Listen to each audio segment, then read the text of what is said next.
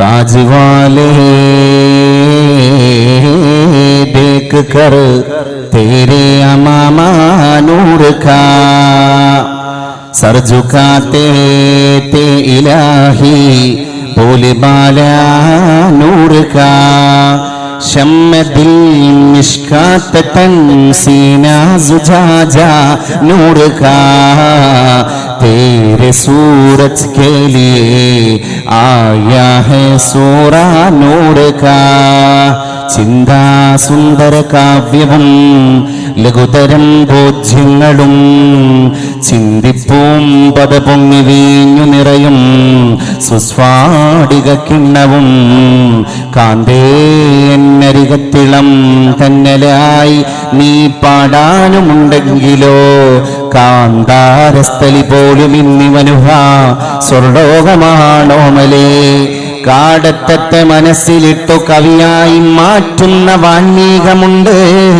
ഓടപ്പുൽ കുടലിന്റെ ഗീത എഴുതി സൂക്ഷിച്ച പൊന്നോലയും നാടന്ത പ്രഹരങ്ങളേറ്റുകിടിലം കൊൾകെ മുലപ്പാലുമായി പാടം നീന്തി വരുന്ന പൗർണമി നിനക്കാവട്ട ഗീതാഞ്ജലി. പരിശുദ്ധമായ ഉന്നതമായ അനിർവചനീയമായ അവാച്യമായ അസുരഭസുന്ദരമായ ഈ മുഹൂർത്തമാണ് സാക്ഷി അല്ലാഹുവേ. ഈ ഒരുമിക്കലാണ് സാക്ഷി അല്ലാഹുവേ. വേർപ്പെടുത്തുന്നവനും ഒരുമിപ്പിക്കുന്നവനുമായ ഉദാത്തമായ സംവിധാനങ്ങളുടെ സൃഷ്ടികർത്താവായ അല്ലാഹുവേ, നിനക്ക് സ്തോത്രങ്ങൾ അർപ്പിച്ചുകൊണ്ട് ഞാൻ ആരംഭിക്കുകയാണ്. അൽഹംദുലില്ലാഹി റബ്ബിൽ ആലമീൻ. ഈ നീലമേലാപ്പാകുന്ന ആകാശത്തിന്റെ താഴെ ഭൗമമണ്ഡലമാകുന്ന പച്ചവിരിപ്പിന്റെ മുകളിൽ പരിശുദ്ധ തമ്പുരാനെ എല്ലാം മറന്നിട്ട് നിന്നെ സ്മരിക്കാൻ അല്ലാഹുവേ, എല്ലാത്തിനെയും വിസ്മൃതിയിലേക്ക് കൊണ്ടുപോയി നിന്നെ മാത്രം സ്മൃതി മണ്ഡലങ്ങളിലേക്ക് കുടിയിരുത്താൻ ഞങ്ങൾ സന്നിഹിതരായിരിക്കുകയാണ് തമ്പുരാനെ. ഒരു മതകലാലയത്തെ ഇന്നിന്റെ സായാഹനത്തോടുകൂടെ ഇവിടെ ഉദ്ഘാടന കർമ്മം നിർവഹിക്കപ്പെട്ടിരിക്കുകയാണ്. നമ്മുടെ മക്കള് ധന്യരായിരിക്കുകയാണ്.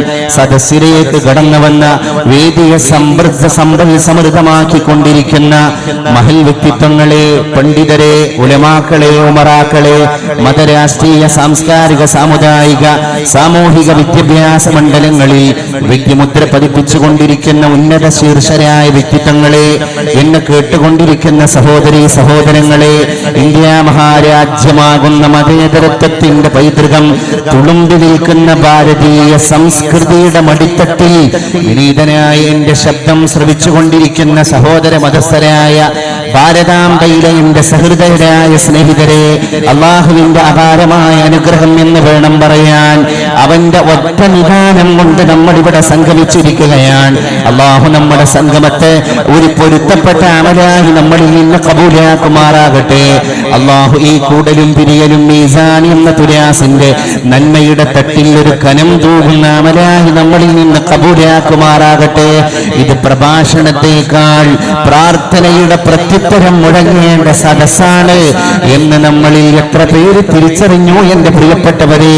ഞാനിത് പറയുമ്പോഴും നിങ്ങൾ എന്നെ കേട്ടുകൊണ്ടിരിക്കുമ്പോഴും മൂകമായി ആറടി മണ്ണിന്റെ അഗാധതയിൽ നമ്മളെ കണ്ടുകൊണ്ടിരിക്കുന്ന, നമ്മളെ കേട്ടുകൊണ്ടിരിക്കുന്ന ഒരുപാട് ജന്മങ്ങള് ബർസഖിയായ ലോകത്ത് മൂകമായ ശ്മശാന മൂകതയിൽ കിടക്കുകയാണ്. ഇന്നല്ലെങ്കിൽ നാളെ നമ്മളും അവിടെ പോയി കിടക്കേണ്ടവർ. നമ്മുടെ തലയുടെയും കാലിന്റെയും മുകളിൽ മീസാൻ കല്ല് നീട്ടപ്പെടേണ്ടവർ. ആബാലവൃദ്ധം ജനങ്ങൾ ചിരിക്കുന്നു, ആശുവായി തീരും മരണം മറക്കുന്നു. ആശുപത്രി കട്ടിലാണ് കൈമാറുന്നു, ആംബുലൻസിന്റെ നമ്മെ നടുക്കുന്നു. ആതുരാ ശുശ്രൂഷകർ കൈമലർത്തുന്നു, ആരാരും അറിയാ ശ്മശാനവും പുൽകുന്നു.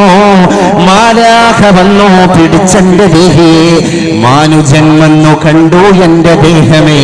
പൊട്ടിച്ചിരിച്ചു അനന്തരാമാചിരി, പൊട്ടിക്കരയരായി രൂപപ്പെടുന്നതും കാലാൾ പട വന്ന് തോളിലേറ്റുമ്പോഴും കാമനും താതനും പരിതപിക്കുമ്പോഴും കുല്ലു നഫ്സിൻ ദാഇഖത്തുൽ മൗത്ത് എന്നുള്ള ഖുർആന്റെ വചനം മറക്കല്ല സോദരാ. മയ്യത്തുകളെ നമ്മൾ കാണുകയാണ്. ഓരോ പ്രഭാത പ്രദോഷങ്ങളിലും സായാഹ്നങ്ങളിലും മധ്യാഹ്നങ്ങളിലും അപരാഹ്നങ്ങളിലും നമ്മുടെ മുമ്പിലൂടെ മയ്യത്തുകട്ടിലിൽ കിടന്നിട്ട് അവസാന ശയ്യക്ക് വേണ്ടി മണിയറ വിട്ടിട്ട് മണ്ണറയിലേക്ക് പോകുന്ന ഒരുപാട് ജന്മങ്ങളെ ഞാനും നിങ്ങളും കണ്ടവരാണ്. നാളെ നമ്മൾ അവിടെ പോയി കിടക്കേണ്ടവരാണ് എന്ന തിരിച്ചറിവാൻ ഭൗതിക ലോകത്ത് എന്ത് ചെയ്യണം, ഭൗതിക ലോകത്ത് ആരാകണം, അള്ളാഹുവിനോടുള്ള കടപ്പാടിന്റെ ആഴം എത്രയാണ്, മക്കളെ നോക്കേണ്ടതിന്റെ ഉത്തരവാദിത്വത്തിന്റെ അർത്ഥഗർഭം ചുമന്ന വശങ്ങളുടെ വിശാലത എത്രയാണ്. ആകാശത്ത് വെട്ടിത്തിളങ്ങുന്ന വെള്ളി നക്ഷത്രങ്ങളിലേക്ക് നോക്കി നമ്മുടെ മാതാവ്, നമ്മുടെ പെങ്ങള്, നമ്മുടെ കുഞ്ഞു ഭാര്യ കണ്ണ് ചിമ്മണം. അവൾ നക്ഷത്രത്തിന്റെ തിളക്കത്തെ കാണണം. അവളാണ് കുടുംബിനി, അവളാണ് രാജ്ഞി, അവളാണ് സംവിധായിക, അവളാണ് താരരാജകുമാരി. അവളുടെ കാലിന്റെ ചുവട്ടിലാണ് സ്വർഗം പോലും വിരുന്നു പോയിരിക്കുന്നത്. അവളൊരു ഘട്ടത്തില് മാതാവാണ്, അവളൊരു ഘട്ടത്തില് സഹോദരിയാണ്, അവളൊരു ഘട്ടത്തില് കുടുംബിനിയാണ്, അവളൊരു ഘട്ടത്തില് സഹധർമ്മിണിയാണ്. അതുകൊണ്ട് ജീവിതത്തിന്റെ എല്ലാ റോഡുകളിലേക്കും പെണ്ണായി പറന്നവൾ കടന്നു പോവുകയാണ്. മണലാരണ്യത്തിലൂടെ സഹാബി ഒട്ടകക്കട്ടിൽ മെല്ലെ മെല്ലെ കൊണ്ടുപോകുമ്പോഴും ഒട്ടകത്തിന്റെ മൂക്ക് കയർ പിടിച്ചിട്ട് ഒട്ടകത്തെ നിയന്ത്രിക്കുകയാണ്. ആരാണ് സഹോദര നിന്റെ ഒട്ടകക്കട്ടിലിൽ മറ്റൊരാൾ ഇരിക്കുന്നത് എന്ന ചോദ്യത്തിന് പരിശുദ്ധനായ ആ അനുചരൻ മണലാരണ്യത്തിൽ മുടക്കിയ ഒരു മറുപടിയുണ്ട്. ഇതിൽ മുത്തുരത്നമാണ്, എന്റെ പെണ്ണാണ്, അതുകൊണ്ട് പെണ്ണ് മാനിക്കപ്പെടേണ്ടവളാണ്. ഇന്ന് പെണ്ണിന്റെ ശരീരം പരസ്യപ്പലകയിലാണ്. ഇന്ന് കച്ചവടം വിജയിക്കണമെങ്കിൽ എന്റെ കുഞ്ഞുപങ്ങളെ നിന്റെ മാതകത്വം തുളുമ്പിക്കൊണ്ടിരിക്കുന്ന ശരീരത്തിന്റെ നഗ്നത നാഷണൽ ഹൈവേയുടെ പരസ്യപ്പലകയിൽ പ്രത്യക്ഷപ്പെടാതെ ഇന്ന് കച്ചവടം വിജയിക്കൂല എന്ന തരത്തിലേക്ക് പെണ്ണ് അതപ്പതിച്ചു പോയിരിക്കുകയാണ്. നീ വജ്ര സമാനമാകേണ്ട ശക്തി വിശേഷമാണ് എന്ന് പരിശുദ്ധ റസൂൽ മുഹമ്മദ് മുസ്തഫ സല്ലല്ലാഹു അലൈഹി വസല്ലം ज़मीन पे ली हुई है जिस तरह अफलाक के नीचे यूही जन्नत भी मां के कदमों के खातिर के नीचे. ആകാശത്തിന്റെ താഴെ ഭൂമി എപ്രകാരമാണ് കിടക്കുന്നത് അതുപോലെയാണ് എന്റെ കുഞ്ഞു പെങ്ങളെ, എന്റെ പ്രിയപ്പെട്ട മാതാവേ, എന്റെ സഹോദരി, നിന്റെ കാലിന്റെ കീഴിൽ സ്വർഗം വിസ്തൃതമാണ്. ഇത്ര വലിയൊരു ആദരവ് ലോക ചരിത്രത്തിൽ ആർക്കാണ് ലഭിച്ചു പോയത്? ആ ആദരവിനെയാണ് കുടുംബിനി മഹത്വവൽക്കരിക്കേണ്ടത്. ആ ആദരവിലൂടെയാണ് അവൾ കുടുംബത്തിലേക്ക് കടന്നു പോകേണ്ടത്. ആ ആദരവിലൂടെയാണ് അവൾ മക്കളെ നോക്കേണ്ടത്. ആ ആദരവിലൂടെയാണ് അവൾ നാളത്തെ ലോകത്തെ പ്രകാശമാനമാക്കേണ്ടത്. സ്ത്രീരത്നങ്ങൾ എത്ര ഗുരുക്കളായി കടന്നുപോയിട്ടുണ്ട്, എത്ര വലിയ അധ്യാപനങ്ങൾ പെണ്ണുങ്ങൾ കൊടുത്തിട്ടുണ്ട്. പെണ്ണിന് സാധിക്കാത്ത ഒരു മേഖലയും ഇല്ല എന്നർത്ഥം. ലോകത്തിന്റെ എല്ലാ ചരിത്ര പശ്ചാത്തലങ്ങളും അതാണ് നമ്മളെ പഠിപ്പിച്ചുകൊണ്ടിരിക്കുന്നത്. പെണ്ണിന് സാധിക്കാത്തൊരു മേഖലയും ഇല്ല. പെണ്ണെല്ലാ സ്ഥലങ്ങളിലേക്കും കടന്നു പോകേണ്ടവളാണ്. മനുസ്മൃതിയിൽ പോലും പറഞ്ഞിട്ടുണ്ട്, പിതാ രക്ഷതീ കൗമാര ഭർതൃരക്ഷതീ യൗവന പുത്രാ രക്ഷതീ വാർദ്ധക്യ സ്ത്രീ സ്വാതന്ത്ര്യമർഹതി. ആരാണൊരു പെണ്ണ് എന്ന് പറയുന്നത്? പിതാ രക്ഷതീ കൗമാര. അവൾ കൊച്ചുകുട്ടിയാകുമ്പോ പിതാവിന്റെ കരവലയങ്ങളിലൂടെ സംരക്ഷണം തേടേണ്ടവളാണ്. അവൾ മുടുക്കിയാൻ, അവൾ അഭ്യസ്ത വിദ്യയാൻ, അവൾ ഒരു ശിശുവാൻ, ഒരു ബാലികയാൻ. കൗമാരത്തിലേക്ക് കടന്നു പോകുന്നതിന്റെ മുമ്പ് കൊച്ചുകുട്ടിയായ പെണ്ണേ, എന്റെ പെൺകിടാവേ, നീ നിന്റെ പിതാവിന്റെ കരവലയങ്ങൾ പിടിച്ചിട്ട് സ്വാതന്ത്ര്യത്തിന്റെ ശീതളമായ മരുപ്പച്ചയിലേക്ക് കടന്നു പോകേണ്ടവളാണ്. അടുത്ത ഘട്ടത്തിലൂടെ മനുസ്മൃതിയിലെ ശ്ലോകം സംസ്കൃത ആചാര്യനായ മനു പറയുകയാണ്, ഭർതൃരക്ഷതീ യൗവന. അവൾ യുവതിയാകുമ്പോ, അവൾ യൗവനത്തിലേക്ക് കാലെടുത്തു വെക്കുമ്പോ അവളുടെ ഭർത്താവിനാൽ സംരക്ഷിക്കപ്പെടേണ്ടവളാണ്. ഭർത്താവിന്റെ മുമ്പിലുള്ള പെണ്ണ് ആദരവ് കിട്ടേണ്ടവളാണ്. യൗവനത്തിലേക്ക് കടന്നുപോയാൽ, വിവാഹിതയായി പോയാൽ ഒരു പെണ്ണിന്റെ പരമാധികാരം ഭർത്താവിന്റെ കയ്യിലാണ്. അവൾക്ക് ചെലവ് കൊടുക്കേണ്ടത് അവനാണ്, അവരുടെ ഇംഗിതത്തെ നിറവേറ്റേണ്ടത് അവനാണ്, അവരുടെ ആഗ്രഹങ്ങളെ പൂർത്തീകരിക്കേണ്ടത് അവനാണ്, അവൾക്ക് സ്വാതന്ത്ര്യം കൊടുക്കേണ്ടത് കൊടുക്കേണ്ടത് അവനാണ്. പരിശുദ്ധ റസൂൽ വന്നിട്ട് ആയിഷ ബീവി പറയുകയാണ്, വിശുദ്ധ പ്രവാചകർ തിരുമേനി സ്വല്ലല്ലാഹു അലൈഹി വസല്ലം എന്റെ മുമ്പിലേക്ക് കടന്നു വന്നു. ഞങ്ങൾ സഹധർമ്മിമാരെ വിളിച്ചു, മരുപ്പറമ്പിലൂടെ നമുക്കൊരു ഓട്ട മത്സരം നടത്തിയാലോ ആയിഷ എന്ന് പ്രിയതമനായ പരിശുദ്ധ റസൂൽ സ്വല്ലല്ലാഹു അലൈഹി വആലിഹി വസഹബിഹി വസല്ലം അവിടുന്ന് ഞങ്ങളുടെ അടുക്കൽ വന്നിട്ട് ചോദിക്കുകയാണ്, നമ്മളൊന്ന് ഓട്ട മത്സരം നടത്തിയാലോ? ഫസബഖ്തുഹു സബഖനി ഫസബഖ്തുഹു. പരിശുദ്ധ റസൂൽ വന്നിട്ട് എന്നെയും കൂട്ടി ഓടാൻ തുടങ്ങി. ഞാനും മിടുക്കിയാണ്, ഞാൻ ആരോഗ്യമുള്ളവളാണ്, വിശുദ്ധ തിരുമേനിയേക്കാൾ പ്രായത്തിൽ കുറഞ്ഞവളാണ്.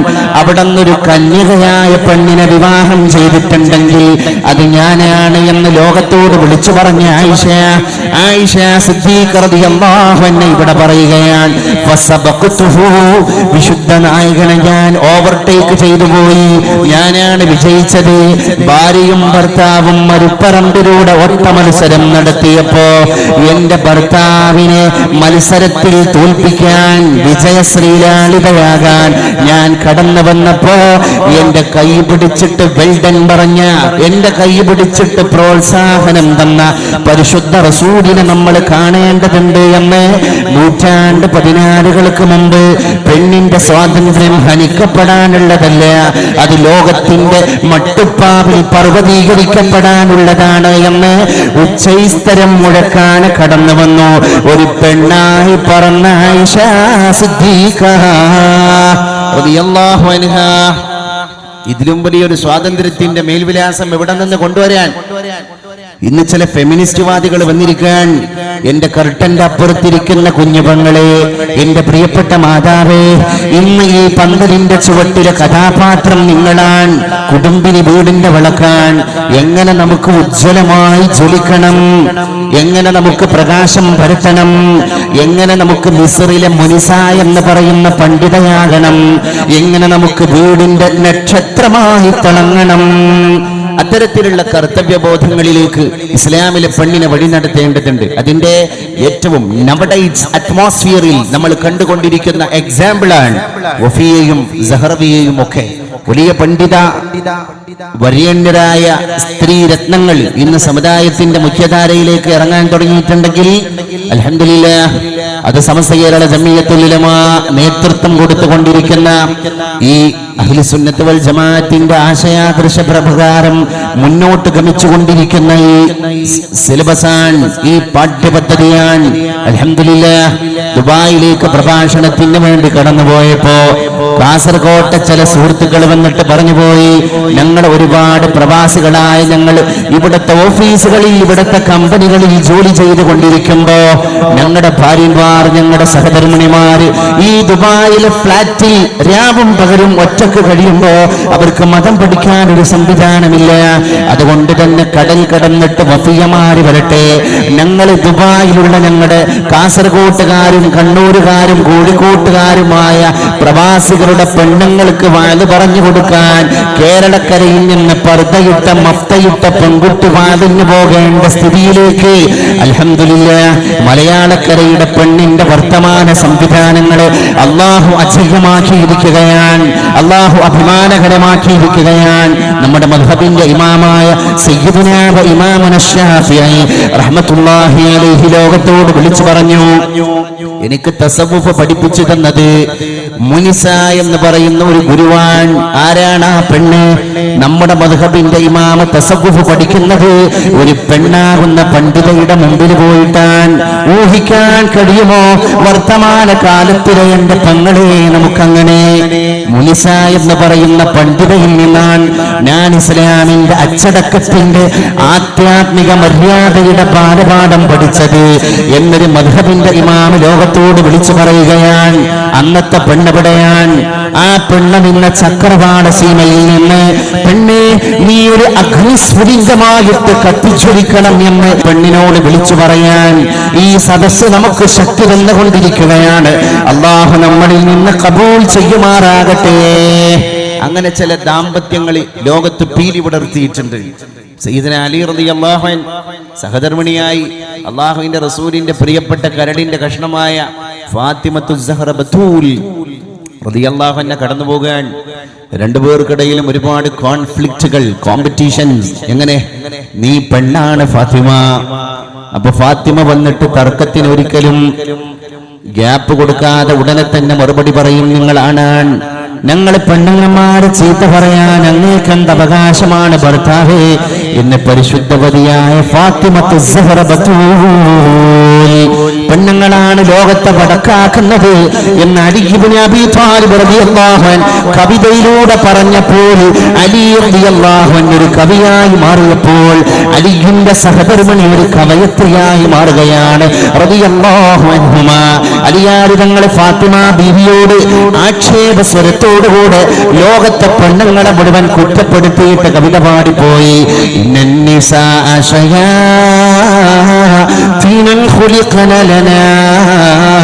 നഊദു ബില്ലാഹി മിൻ ശർരി ശയാതീനി. ഫാത്തിമ, നിന്റെ വർഗമുണ്ടല്ലോ, ഈ ആകാശമാകുന്ന മേൽക്കൂരക്ക് താഴെ പെണ്ണെന്ന് പറഞ്ഞിട്ട് നടന്നുകൊണ്ടിരിക്കുന്ന വർഗമുണ്ടല്ലോ, അവർ പിശാചുക്കളാണ്, ശൈത്താന്മാരാണ്. ഞങ്ങൾ ആണുങ്ങൾക്ക് വേണ്ടി പടക്കപ്പെട്ട പിശാചുക്കളാണ് ഈ പെണ്ണുങ്ങൾ. അതുകൊണ്ട് ഇത്തരം പിശാചുക്കളുടെ ശർറിൽ നിന്ന് അള്ളാഹുവിനോട് ഞങ്ങൾ കാവലിനെ തേടുകയാണ് എന്ന് പരിശുദ്ധ റസൂലിന്റെ രക്തമായി പറന്ന ഫാത്തിമാന്റെ മുഖത്തു നോക്കി മണിയറയിൽ വെച്ച് കവിത പാടിപ്പോയി. അള്ളാഹുവിന്റെ റസൂലിന്റെ മരുമകനായ ഫാത്തിമാന്റെ ഭർത്താവായ സയ്യിദുനാ അലി കറമല്ലാഹു വജ്ഹ, അത് ചില്ലറക്കാരനല്ല.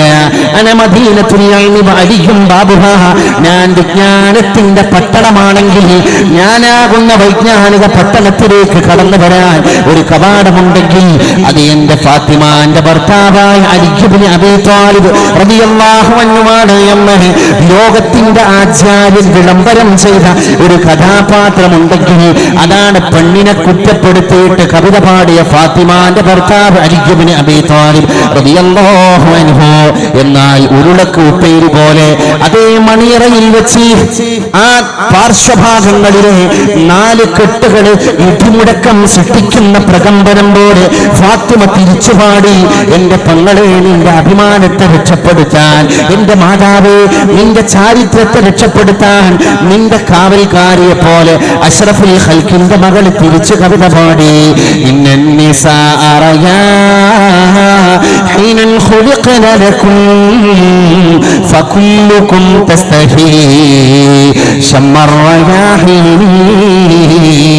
എന്നാൽ ഭർത്താവായ അലി, അങ്ങൊന്ന് കേൾക്കണം, അങ്ങ് പാടിയ അതേ കവിതയുടെ സാരത്തെ തിരിച്ച് ഞാൻ മറുപടി പറയുകയാണ്. എന്റെ വർഗക്കാരികളായ പെണ്ണുങ്ങളെ രക്ഷപ്പെടുത്താൻ വേണ്ടി അത് നിങ്ങൾ ആണുങ്ങളെ മനസ്സിലാക്കണം.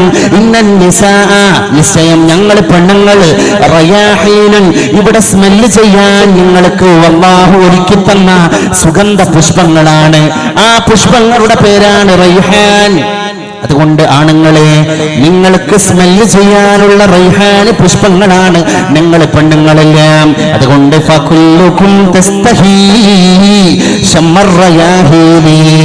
നിങ്ങളെ പച്ചമാംസം വിപണിയിൽ കൊണ്ടുപോയി വിൽപ്പന നടത്താൻ ആഗ്രഹിക്കുന്ന ആണുങ്ങളെ നിങ്ങൾ തിരിച്ചറിയണം. ഈ റൈഹാൻ പുഷ്പത്തിന്റെ സുഗന്ധം ആസ്വദിക്കാൻ കൊതിക്കാത്ത ആൺവർഗത്തിൽപ്പെട്ട ആളുകളുണ്ടോ എന്ന് അലിയാരുടെ മുഖത്ത് നോക്കി മറുപടി പറഞ്ഞുപോയി നമ്മുടെ കവയത്രിയായ ഫാത്തിമത്ത് സഹറ ബത്തൂൽ റളിയല്ലാഹു അൻഹാ. അതുകൊണ്ട് എന്റെ പ്രിയപ്പെട്ടവരെ, എന്റെ പ്രിയപ്പെട്ട ശ്രോതാക്കളുടെ ഉള്ളിൽ 2 വിഭാഗവും ഇവിടെ എന്തോ ആശങ്കയിൽ നിൽക്കുകയാണ് അല്ലേ? നമ്മൾ പാരഭാഗത്തേക്കാണെന്നുള്ള കൺഫ്യൂഷനാണ് പ്രഭാഷകനായി എനിക്കുള്ളത്. 2 ടീമിനെയും 2 ഭാഗത്തേക്ക് സ്പ്ലിറ്റാക്കി ഞാൻ പറയുന്നു, ഫാത്തിമ ബീവിയുടെ കൂട്ടുകാരികളാകണമെങ്കിൽ ഇന്നത്തെ സദസ്സ് നമുക്കൊരു സന്ദേശമാകണം. അല്ല, അലി റളിയല്ലാഹു അൻഹു പറഞ്ഞ വർഗക്കാരാകണമെങ്കിൽ അതും ഇന്നത്തെ സുലഭമാണ്. ഇന്നത്തെ ലോകത്ത് അതിനുള്ള മാർഗങ്ങൾ ഒരുപാടാണ്.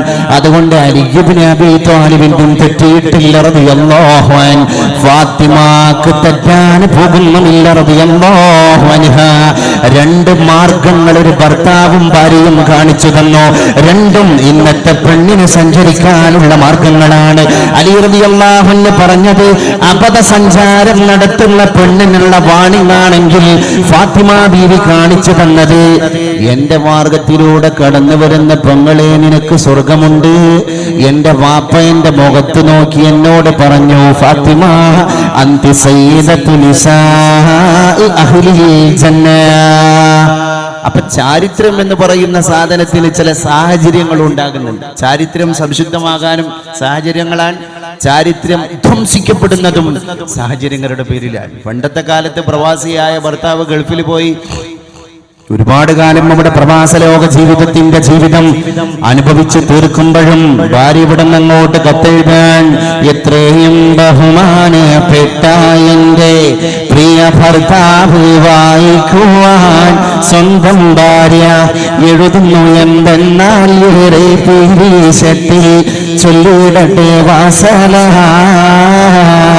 ഞങ്ങൾക്കെല്ലാം സുഖമാണിവിടെ എന്നേ തന്നെ എഴുതിയിടട്ടെ, അതുപോലെ നിങ്ങൾക്കെല്ലാവർക്കും സുഖമാണെന്നെല്ലാം കരുതി സന്തോഷിക്കട്ടെ. ആ ഭാര്യയുടെ ഒരു പക്വത നോക്കി നിങ്ങൾ. എസ് എ ജമീലിന്റെ ഈ വരികൾ തന്നെ ഭാര്യ അങ്ങോട്ട് ഭർത്താവിനെ കുശലാന്വേഷണങ്ങൾ നടത്തിയിട്ട് പ്രവാസിയായ ദുബായിൽ, അബുദാബിയിൽ, സൗദി അറേബ്യയിൽ, ഖത്തറിൽ, ഒമാനിൽ, കുവൈത്തിൽ, ബഹ്റൈനിൽ ജോലി ചെയ്യുന്ന കടൽ കടന്നിട്ട് പോയ തന്റെ പ്രിയതമനായ ഭർത്താവ് ഇവിടെ നിന്ന് പോയിട്ട് വിട്ടുപിരിഞ്ഞിട്ട് 5 വർഷമായി, 6 വർഷമായി, 7 വർഷമായി. പണ്ടത്തെ പ്രവാസത്തിന്റെ ദൈർഘ്യം അങ്ങനെയാണ്. ആ കാലഘട്ടത്തിൽ പ്രിയപ്പെട്ട ഭർത്താവിനെ കുശലാന്വേഷണങ്ങൾ പറഞ്ഞിട്ട് ഭാര്യ കത്തെഴുതുമ്പോ, ഞങ്ങൾക്കെല്ലാം സുഖമാണിവിടെ എന്ന് തന്നെ എഴുതിയിടട്ടെ. അതൊരു മനഃപൂർവമായ പ്രയോഗമാണ്. ഞങ്ങൾക്ക് സുഖാണ് എന്ന് എഴുതട്ടെ എന്നല്ല, പിന്നെ എന്ന് തന്നെ എഴുതട്ടെ. ആക്ച്വലി ഇവിടെ ഒരു സുഖമില്ല. നിങ്ങളില്ലാതെ എന്ത് സുഖം പ്രിയതമനായ ഭർത്താവ് എന്ന് പറയാതെ പറഞ്ഞു പോയ പക്വമതിയായ ഭാര്യയെ കേരളക്കരയിൽ വർഷങ്ങൾക്ക് മുമ്പ് നമ്മൾ കണ്ടതാണ്. എന്നിട്ട് ഈ ഭാര്യ ഭർത്താവിനോട് മറുപടി പറയാം, 2-4 കൊല്ലം മുമ്പ് നിങ്ങൾ വന്നേ, 8-10 ദിനം മാത്രം വീട്ടിൽ നിന്ന്, അതിലുണ്ടായൊരു കുഞ്ഞിന് 3 വയസ്സായിന്നേ. അവനിന്നും ചോദിക്കും ബാപ്പായ വീടേന്ന്, കുഞ്ഞി പൈതലല്ലേ, ആ മുഖം കാണാൻ പുതി നിങ്ങൾ കൂമില്ലേ. അതാണ് ഞാൻ പറഞ്ഞ പക്വത.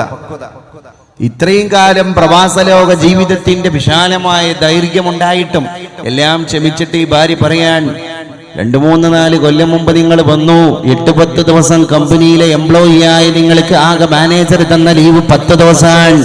8-10 ദിനം മാത്രം വീട്ടിൽ നിന്ന്, അതിലുണ്ടായൊരു കുഞ്ഞിന് 3 വയസ്സായിന്ന്. അവനെന്നും ചോദിക്കും ബാപ്പായ വീടേന്ന്. ആ നൊമ്പരം പേറിയ മലയാളക്കരയുടെ ഒരു പ്രവാസ ലോക ജീവിതത്തിന്റെ വൃത്താന്തം പഴയ കാലങ്ങളിൽ ആ പുരാണങ്ങളുടെ കെട്ടടിക്കാനുണ്ടായിരുന്നു. വിശിഷ്യ നമ്മുടെയൊക്കെ ഈ സറൗണ്ടിങ്സ് എന്ന് പറഞ്ഞാൽ പ്രവാസികളെ കൊണ്ട് സമ്പന്നമായ ഒരു ഏരിയയാണ്. മലപ്പുറം ജില്ലയിൽ തന്നെ ഏറ്റവും കൂടുതൽ പ്രവാസികളെ കണക്കെടുപ്പ് നടത്തി നോക്കുകയാണെങ്കിൽ നമ്മുടെ ഈ പ്രദേശമൊന്നും അതിൽ നിന്ന് ഭിന്നമാകൂല, വേറിട്ട് പോകൂല. അത്രമേൽ പ്രവാസികളുടെ സാന്നിധ്യവും സാന്ദ്രതയും നമ്മുടെ നാട്ടിൽ നല്ലോണുണ്ട്. എന്നാൽ ആ പ്രവാസത്തിന്റെ നൊമ്പരങ്ങളും വിരഹങ്ങളും എല്ലാം ശരിക്ക് സാക്രിഫൈസ് ചെയ്യാൻ, അതായിരുന്നു ഒരു റിയൽ ടോളറേഷൻ, യഥാർത്ഥ സഹനമായിരുന്നു, അതിജീവനമായിരുന്നു, ഓവർ കമ്മിങ് ഒരു അതിജീവനമായിരുന്നു. ആ അതിജീവനം ശരിക്കും നിർവഹിച്ച് ഭാര്യ നിൽക്കേണ്ട സ്റ്റാൻഡിൽ നിന്നപ്പോ നമ്മുടെ കുട്ടികൾക്ക് വേലിച്ചാടി പോകേണ്ട അവസ്ഥ ഉണ്ടായിട്ടില്ല. നമ്മുടെ കുട്ടിക്ക് കാമുകനുമായി സല്ലപിക്കാൻ സമയത്തെ തേടേണ്ട ഒരവസ്ഥ വന്നിട്ടില്ല. നമ്മുടെ ആണായാലും പെണ്ണായാലും നമ്മുടെ മക്കൾ അങ്ങാടിക്കവലയിലേക്ക് പോയപ്പോ കണ്ണ് മഞ്ഞളിച്ചു പോകുന്ന ദുരവസ്ഥ കടന്നു വന്നിട്ടില്ല. നമ്മുടെ ഒരു രക്ഷിതാവിനും തല താഴ്ത്തി നടക്കേണ്ട ഗതികേട് വന്നിട്ടില്ല. എന്റെ മകൻ ദുരാചാരങ്ങളിൽ പിടികൂടപ്പെട്ടു എന്ന് പറയുന്ന വാർത്ത പത്രദ്വാര നമുക്ക് കേൾക്കേണ്ടി വന്നിട്ടില്ല. എവിടെയാണ് തകർച്ച പറ്റിയത്? അതുകൊണ്ട് ഒരു പിതാവിന്റെ അഭാവമാണ് നമ്മുടെ കുട്ടികളെ വഴിപിഴപ്പിച്ചത് എന്ന് പറയുക അസാധ്യമാണ്. അന്നും പിതാവിന്റെ അഭാവമാണ്. അന്നും ഇവിടെ ആണുങ്ങൾ കടൽ കടന്ന് പോയിട്ടുണ്ട് ഗൾഫിലേക്ക്. പക്ഷെ അവിടെ മക്കൾ പഴച്ചു പോയിട്ടില്ല. കാരണം ഒരു പക്വമതി സുഗന്ധിയായ വിളക്ക് വീട്ടിൽ ജ്വലിക്കുകയാണ്. അവളാൻ ഒരു മതിൽ പോലും പണിത് ഉയർത്തപ്പെടാത്ത വീട്ടിന്റെ മുമ്പിൽ ഒരു രക്ഷിതാവിന്റെ റോളിൽ നിൽക്കാൻ പ്രവാസിയായ ഭർത്താവിന്റെ വിധവയെ പോലെ കഴിയുന്ന എന്റെ പെങ്ങളെ, നിനക്ക് നിന്റെ വീട്ടിൽ നല്ല ചാരിത്രമുണ്ടായിരുന്നു, നിന്റെ വാക്കിന് വിലയുണ്ടായിരുന്നു. ഇന്ന സലാഹൽ മർഅത്തി സലാഹുൽ മുജ്തമഅ. പരിശുദ്ധ റസൂൽ സല്ലല്ലാഹു അലൈഹി വസല്ലം പെണ്ണിനെ പറ്റി പറഞ്ഞു പോയി, ഇന്ന സലാഹൽ മർഅ, ഒരു പെണ്ണിന്റെ നന്മ എന്ന് പറയുന്നത് സലാഹുൽ മുജ്തമഅ, അത് മൊത്തത്തിലുള്ള ഒരു കമ്മ്യൂണിറ്റിയുടെ നന്മയാണ്. വഫസാദഹ, ആ പെണ്ണിന്റെ തിന്മ എന്ന് പറഞ്ഞാൽ ഫസാദുൽ മുജ്തമഅ, അത് ടോട്ടൽ കമ്മ്യൂണിറ്റിയുടെ തിന്മയാണ്. മലയാളത്തിൽ ചെല്ലുന്നുണ്ടല്ലോ പെണ്ണൊരും പെട്ടാൽ, അതിലെല്ലാം പെടും. For example Shalu Menon, for example Saritha, അല്ലേ? ഇതൊക്കെ നിങ്ങൾ നോക്ക്, വൈറലാകാൻ, ഇവരുടെ ന്യൂസുകൾ മുഴുവൻ വൈറലാകാൻ, ബിക്കോസ് അവർ പെണ്ണുങ്ങളാണ്. അതിന്റെ ഒറ്റ പേരിൽ ഇന്ന സലാഹൽ മർഅ. അതുകൊണ്ടാണ് ടോൾസ്റ്റോയ് പറഞ്ഞത്, പ്രിയപ്പെട്ട സുഹൃത്തുക്കളെ, നിങ്ങളുടെ ആൺകുട്ടിക്ക് വിദ്യാഭ്യാസം കൊടുത്താൽ നിങ്ങളൊരു കുട്ടിയെ പഠിപ്പിച്ചു, നിങ്ങളൊരു പെൺകുട്ടിക്ക് വിദ്യാഭ്യാസം കൊടുത്താൽ നിങ്ങളൊരു ഗ്രാമത്തെ പഠിപ്പിച്ചു. അപ്പൊ ഇതിന് മനസ്സിലായി വാട്ട് ഈസ് എ വാല്യൂ, അല്ലേ? എന്താണ് ഈ പെണ്ണ് എന്ന് പറയുന്ന ഈ ഒരു പ്രതിഭാസത്തിന്റെ വാല്യൂ? എന്താണ് പെണ്ണതാണ്? ഗ്ലാസ് എന്നാണ് ഇസ്ലാം പെണ്ണിനെ പരിചയപ്പെടുത്തിയത്. ഫാത്തിമ ബീവി പറഞ്ഞതും തെറ്റല്ല, അലി റളിയല്ലാഹു അൻഹു പറഞ്ഞതും തെറ്റല്ല. ഇന്ന സലാഹൽ മർഅത്തി സലാഹൽ മുജ്തമഅ, ഒരു പെണ്ണിന്റെ നന്മ എന്ന് പറയുന്നത് അത് ഒരു സമുദായത്തിന്റെ തന്നെ നന്മയാണ്. പെണ്ണിന്റെ സെക്യൂരിറ്റിക്ക് വേണ്ടി ഇസ്ലാം ഒരുപാട് കാര്യങ്ങൾ പറഞ്ഞിട്ടുണ്ട്. അത് യഥോചിതം നമ്മൾ പാലിക്കുകയാണെങ്കിൽ ഒരു കുഴപ്പമില്ലാതെ 100% പെണ്ണിന് ഇസ്ലാം കൊടുത്ത പ്രസ്റ്റീജ്, പെണ്ണിന് ഇസ്ലാം കൊടുത്ത ഫുൾ സ്റ്റാറ്റസ്, ആ സ്റ്റാറ്റസോടുകൂടെ തന്നെ നടന്നു പോകാൻ സാധ്യമാണ്. ഇസ്ലാം അർഹിക്കുന്ന, ഇസ്ലാം അനുശാസിക്കുന്ന കർമ്മശാസ്ത്ര നിയമങ്ങളെ പെണ്ണെ നീ പാലിക്കുമോ? എന്നാൽ നിനക്ക് ഒറ്റക്ക് സനാ മുതൽ ഹദർമൗത്ത് വരെ നടന്നു പോകാം. ഒരാണ് പോലും, ഒരു ആൺകുട്ടി പോലും നിന്റെ ശരീരത്തിൽ കൈവെക്കൂല. നിനക്ക് ഞാൻ ഗ്യാരണ്ടിയാണ്, ചെന്നായെ അല്ലാതെ മറ്റൊന്നിനെയും നിനക്ക് ഭയപ്പെടേണ്ടി വരൂല. മരുപ്പറമ്പിലൂടെ അലക്ഷ്യമായിട്ട് നടന്നുകൊണ്ടിരിക്കുന്ന ചെന്നായെ പറ്റി പറയാൻ എനിക്ക് അവകാശമില്ല. ചെന്നായ വകവതിരിവില്ലാത്ത ജീവിയാണ്. അതുകൊണ്ട് ചെന്നായയുടെ കാര്യത്തിൽ ജാമ്യം നിൽക്കാൻ മുഹമ്മദ് ആളല്ല പെങ്ങളെ, അല്ലാതൊരു ആണ് പോലും നിന്റെ മേത്ത് കൈവെക്കൂല എന്ന് പെണ്ണിനോട് പരിശുദ്ധ റസൂൽ സ്വല്ലല്ലാഹു അലൈഹി വസല്ലം അവിടെ നിന്ന് അങ്ങനെ പോലും പെണ്ണിനെ വിളിച്ചിട്ട് പറയുകയുണ്ടായി. അതുകൊണ്ട് പെണ്ണിന് ഇത്രയും വലിയ സുരക്ഷിതത്വം കൊടുത്ത നായകനെ അങ്ങയിലേക്ക് കടന്നു വരികയാണ്. ലോകത്തിന്റെ സകലമായ ബുദ്ധിജീവികളും അങ്ങയിലേക്ക് കടന്നു വന്നുകൊണ്ടിരിക്കുകയാണ്. അവിടെ നിന്ന് ലോകത്തെ പഠിപ്പിച്ച ആദർശമാണ് പെണ്ണിന്റെ സുരക്ഷിതത്വത്തിന് വേണ്ടി ഇന്ന് ഫെമിനിസം, പെണ്ണിന് വേണ്ടി ഉണ്ടാക്കപ്പെട്ട അന്താരാഷ്ട്ര തലത്തിലുള്ള സംഘടനയുടെ ആളുകൾ പോലും ഇന്ന് പരിശുദ്ധ റസൂലിന്റെ പെണ്ണിന്റെ സുരക്ഷിതത്വത്തിന് വേണ്ടിയുള്ള തത്വങ്ങളെ കടമെടുത്തുകൊണ്ടിരിക്കുകയാണ്. മുഹമ്മദുൻ അശ്റഫുൽ അറാബി വൽ അജമി, മുഹമ്മദുൻ ഖൈറു മൻ യംശി അലാ ഖദമി, മുഹമ്മദുൻ സിനതു ദുനിയാ വ ബഹജതുഹാ, മുഹമ്മദുൻ കാശിഫുൽ ഉമ്മാതി വൽ ദുലമി, മുഹമ്മദുൻ സയ്യിദുൽ കൗനൈനി വസ്സഖലൈനി വൽ ഫരീഖൈനി മിൻ ഉർബിൻ വ മിൻ അജമി. എല്ലാ ആളുകളും വാഴ്ത്തി, എല്ലാ ആളുകളും പുകഴ്ത്തി. അന്താരാഷ്ട്ര തലത്തിൽ തന്നെ ലോകത്തിന്റെ ബുദ്ധിജീവികളെ പരിശുദ്ധ റസൂൽ സ്ത്രീ സ്വാതന്ത്ര്യത്തിന് വേണ്ടി കൊണ്ടുവന്ന മാനിഫെസ്റ്റോ എന്തൊരു മിറാക്കിൾ, എന്തൊരു അത്ഭുതമാണ്. ആ അത്ഭുതങ്ങളെ പറ്റി പഠനം നടത്തിക്കൊണ്ടിരിക്കുകയാണ്. ഒന്നാമതായി അന്താരാഷ്ട്ര തലത്തിൽ തന്നെ പരിശുദ്ധ റസൂലിന്റെ സ്ത്രീ സ്വാതന്ത്ര്യത്തിന്റെ ആഹ്വാനങ്ങളിൽ കടന്നു വന്ന ഒന്നാമത്തെ മാനിഫെസ്റ്റോ എന്താണ്? അവളുടെ ശരീരത്തെ അവൾ സെക്യൂർ ആക്കലാണ്. അഴിഞ്ഞാട്ടത്തിൽ നിന്ന് പെണ്ണ് സ്വമേധയാ രക്ഷപ്പെടലാണ്. ഇന്ന് അഴിഞ്ഞാടാനുള്ള സ്വാതന്ത്ര്യം, അതിനുള്ള ലിബർട്ടി, അതിനുള്ള വാദങ്ങൾ എല്ലാം ഒന്നാണ്. ഇതിന്റെ ഇടയിൽ ഏറ്റവും വലിയൊരു തമാശ എന്ന് പറയുന്നത്, പെണ്ണു ആണിനെ പോലെ തന്നെയാണ്, അതുകൊണ്ട് ആണിന് പൊതുമേഖലയിൽ കൊടുക്കുന്ന സർക്കാരാണെങ്കിലും അതുപോലെ തന്നെ പൊതുമേഖലാ സ്ഥാപനങ്ങളാണെങ്കിലും തദ്ദേശ സ്ഥാപനങ്ങളാണെങ്കിലും പെണ്ണിന് അവർ കൊടുക്കുന്ന അതേ ആനുകൂല്യം, ആണിന് കൊടുക്കുന്ന ആനുകൂല്യം പെണ്ണിനും വകവെച്ച് കൊടുക്കണം. പെണ്ണും ഒരു ജന്മമാണ്. ആണിനെ പോലെ രണ്ട് കൈ, ആണിനെ പോലെ രണ്ട് കാല്, എല്ലാമുള്ള ഒരു ജന്മം തന്നെയാണ് പെണ്ണ്. അപ്പൊ എന്താ, ഇല്ലാത്ത സന്ധ്യയും സമാസവും ചേർത്തിട്ട് പൂരിപ്പിക്കുകയും അതിനെ പൂരിപ്പിച്ചിട്ട് ലോകത്തിന്റെ മുമ്പിൽ പ്രസന്റ് ചെയ്യുകയും ചെയ്യുന്ന ഒരു അത്ഭുതമാണ് ഈ വാദികൾ ഇന്ന് ലോകത്ത് നടത്തിക്കൊണ്ടിരിക്കുന്നത്. ഞാൻ ചോദിക്കട്ടെ, പെണ്ണുമാണും സൃഷ്ടിപരമായി ഫിസിക്കലി തന്നെ എത്ര ഡിഫറൻസ് ഉണ്ട്? പെണ്ണിന്റെ ശബ്ദം അത് പെനട്രേറ്റിംഗ് സൗണ്ടാണ്. ആണിന്റെ ശബ്ദം എന്ന് പറഞ്ഞാൽ ഹൈ ബാസുള്ള ഒരു സൗണ്ടാണ്. അതിൽ തന്നെ അള്ളാഹു പഠിപ്പിക്കുന്നുണ്ട്, വോയിസ് ആണിനാണ്, പെണ്ണിന് വോയിസ് ഇല്ല എന്നല്ല. പെണ്ണ് ആഭ്യന്തരമന്ത്രിയാണ്. വീട്ടിലെ കാര്യങ്ങളെല്ലാം പെണ്ണിന്റെ നിയന്ത്രണത്തിലാകണം. ഞാൻ ചോദിക്കട്ടെ, 1,24,000 പരം പ്രവാചകന്മാരുടെ നായകനായ പരിശുദ്ധ റസൂൽ വീട്ടിലെ കാര്യങ്ങൾക്ക് വേണ്ടി ഉത്തരവാദിത്തം കൊടുത്തത് ഖദീജ ബീവിയുടെ കയ്യിലാണ്.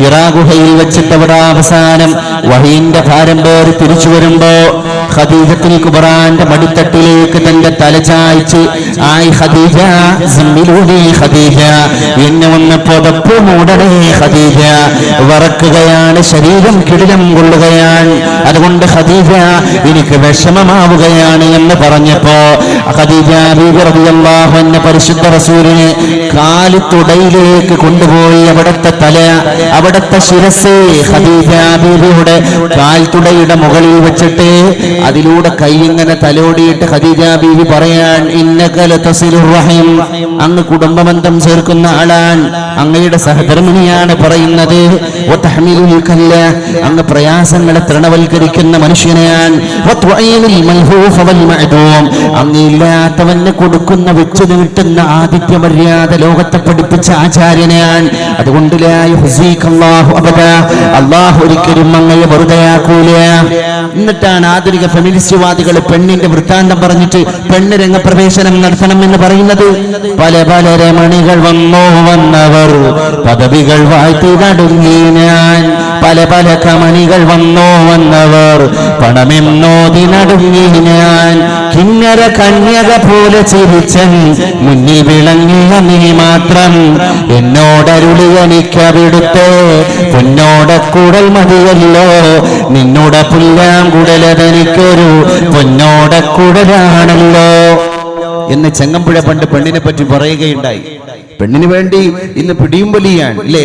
പണ്ട് കുഞ്ചൻ നമ്പ്യാർ ഇതേ വാക്ക് പറഞ്ഞിട്ടുണ്ട്, കനകം മൂലം കാമിനി മൂലം കലഹം പലവിധം ഉലകിൽ സുലഭം. രണ്ടു പേരിലാണ് ലോകത്ത് കലഹം കോലാഹലവും പ്രത്യക്ഷപ്പെടുന്നത്. ഒന്ന് കനകം, രണ്ട് കാമിനി, ഒന്ന് പെണ്ണ്, രണ്ട് സ്വർണം. രണ്ട് ഇഷ്യൂ ഇപ്പോഴും കിടക്കുകയാണല്ലോ കേരളത്തിലും അല്ലേ? ആഭരണത്തിന്റെ പേരിൽ യാതൊരു മൂല്യമില്ലാത്ത, യാതൊരു രീതിയിൽ ഉപയുക്തമാകാൻ സാധിക്കാത്ത സാധനം ആ ആഭരണം അല്ലേ? അത് ഭക്ഷിക്കാൻ പറ്റുമോ? ഇല്ല. എന്നാൽ ആ ആഭരണത്തിന്റെ ഒരു ജ്വരം നമ്മുടെ മലയാളി സുഹൃത്തുക്കളെയാണ് പ്രത്യേകിച്ച് പിടികൂടിയിരിക്കുന്നത്. ഒരു പവൻ പൊന്നെടുക്കാൻ വേണ്ടി പോകും, എന്നിട്ടോ ആ ഒരു പവന്റെ പൊന്ന് പിറ്റേ ദിവസം ആളുകൾ ഇങ്ങനെ പറയും, എന്തേ അതിൽ എന്തൊക്കെയോ ഫാൾട്ടുകളുണ്ട്, നിന്റെ ശരീരത്തിന് മേച്ചാകുന്നില്ല. നേരെ ഭർത്താവിനെയും കൂട്ടിയിട്ട് അത് മാറ്റി കൊടുക്കാൻ വേണ്ടി പോകുക. പണിക്കൂലിയെ പറ്റി ചിന്തല്ല, പണിക്കുറവിനെ പറ്റി ചിന്തല്ല, ക്വാളിറ്റിയെ പറ്റി ചിന്തല്ല, ക്വാണ്ടിറ്റിയെ പറ്റി ചിന്തല്ല. അങ്ങനെ ലൈഫ് മാറിക്കൊണ്ടിരിക്കുകയാണ്. ഈ അമിതമായ ധൂർത്തിന്റെ ഭ്രമം മലബാറിലെ വീട്ടിന്റെ അടുക്കളയിലേക്ക് എത്തിപ്പെടാനുള്ള കാരണം നമ്മുടെ അഴകുഴമ്പൻ സമീപനങ്ങളാണ്. ആ സമീപനങ്ങളോട് രാജിയാകാൻ മുസ്ലിം സ്ത്രീക്ക് സാധിക്കണം. നിങ്ങൾക്കറിയോ, ഒരുപാട് കാലം സ്വർണത്തിന്റെ പൊട്ടും പൊടിയും കിട്ടുന്നതെല്ലാം ഒരു പാത്രത്തിൽ, അളുക്കിൽ പളുങ്കിന്റെ പാത്രത്തിൽ ഇട്ടുവച്ചു ഫാത്തിമ റളിയല്ലാഹു അൻഹാ.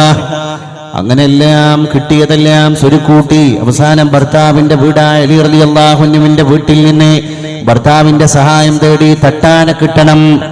തട്ടാന കിട്ടി, സ്വർണ്ണ നിർമ്മാതാവിനെ കിട്ടി, ആഭരണത്തെ പൂശിയെടുക്കുകയാണ്.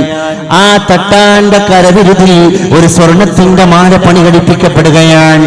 അങ്ങനെ നല്ലൊരു സ്വർണത്തിന്റെ മാല കിട്ടിയപ്പോ ആനന്ദത്തോടെ, ആഹ്ലാദത്തോടെ, ആനന്ദതുന്തിലയായി പരിശുദ്ധ പ്രവാചക തിരുമേനിയുടെ പൊന്നുമകൾ ഒരു സ്വർണത്തിന്റെ തങ്കമാല കഴുത്തിൽ അണിയുകയാണ്. എല്ലാ ദിവസവും തന്നെ കാണാൻ വരുന്ന പിതാവ് ഇന്നിന്റെ പ്രഭാതത്തിൽ ഒന്ന് ക്ഷോഭിച്ചു പോയി. എന്തേ ഫാത്തിമ, ഇത്രകാലം നിന്റെ കഴുത്തിൽ കാണാത്ത തങ്കത്താലി എവിടെ നിന്ന് കിട്ടി മോളെ ഫാത്തിമ എന്ന് ചോദിച്ചപ്പോ ഫാത്തിമ പറഞ്ഞുപോയി, പിതാവേ ക്ഷമിക്കണം, ഫാത്തിമാക്ക് ഒരുപാട് വർഷങ്ങളായി ഞാൻ ഈട്ടിക്കൂട്ടിയ സ്വർണത്തിന്റെ പൊട്ടും പൊടിയും കൂട്ടി എന്റെ ഭർത്താവിന്റെ സഹായത്താൽ തട്ടാൻ ഏൽപ്പിച്ചിട്ട് ഒരു സ്വർണത്തിന്റെ മാല ഉണ്ടാക്കിയതാണ് പരിശുദ്ധ പിതാവേ എന്ന് നിഷ്കളങ്കയായ മോള് മറുപടി പറഞ്ഞപ്പോ ചോദിച്ചുകൊണ്ട് പിതാവ് മറുപടി പറയാൻ ഊരി എറിയടി ഫാത്തിമ നിന്റെ സ്വർണമാല. ഈ കമാൻഡ് പെണ്ണിന് സ്വർണ്ണ ഹറാമായതുകൊണ്ടാ? അല്ല, നീ മുഹമ്മദിന്റെ മകളാണ്. അന്തി സയ്യിദത്തു നിസാഇ അഹ്ലിൽ ജന്ന, നീ സ്വർഗത്തിലേക്ക് പോകേണ്ടവളാണ്. അതുകൊണ്ട് സ്വർഗത്തിലെ പെണ്ണുങ്ങളുടെ നായികയാണ്, സ്വർഗത്തിലെ പെണ്ണുങ്ങളുടെ നായികയാണ്. അതുകൊണ്ട് നീ സ്വർണത്തിന്റെ മാല ഉപയോഗിക്കുന്നത് നിഷിദ്ധമായത് കൊണ്ടല്ല. ആ സ്വർണമാല ഉപയോഗം നിനക്ക് വർദ്ധിച്ചു കഴിഞ്ഞാൽ നീ മാല അണിഞ്ഞിട്ട് നിങ്ങൾ സൽക്കാരം സംഘടിപ്പിക്കുമ്പോ നിന്റെ കൂട്ടുകാരികളുടെ വീട്ടിലേക്ക് നീ ആ മാല അണിഞ്ഞ് കടന്നു പോകുമ്പോ നിന്റെ ആഭരണത്തെപ്പറ്റി നിന്റെ കൂട്ടുകാരികളായ സ്നേഹിതന്മാർ നിന്നോട് നല്ല അഭിപ്രായ പ്രകടനങ്ങൾ നടത്തുമ്പോൾ നിനക്ക് കുഴപ്പമില്ല എന്ന് നിന്നെ പറ്റി ഒന്ന് തോന്നുമ്പോൾ എന്റെ ഫാത്തിമ സ്വർഗത്തിന് വേണ്ടി ഒരുങ്ങാനുള്ള ചർച്ചകൾക്ക് പകരം മാലയെപ്പറ്റിയും ആഭരണത്തെപ്പറ്റിയും എങ്ങനെ ഭംഗിയാകണം എന്ന ചർച്ചകളിലേക്ക് നിന്റെ കൂട്ടുകാരികളോടൊപ്പം നീ കടന്നു പോകുമ്പോ എങ്ങനെയാണ് മോളെ നിനക്ക് സ്വർഗത്തിലെ പെണ്ണുങ്ങളുടെ നായികയാകാൻ കഴിയുക?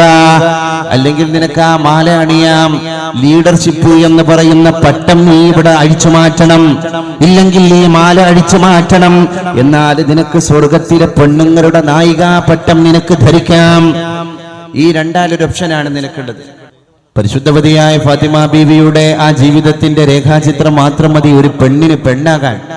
പെണ്ണാകണം.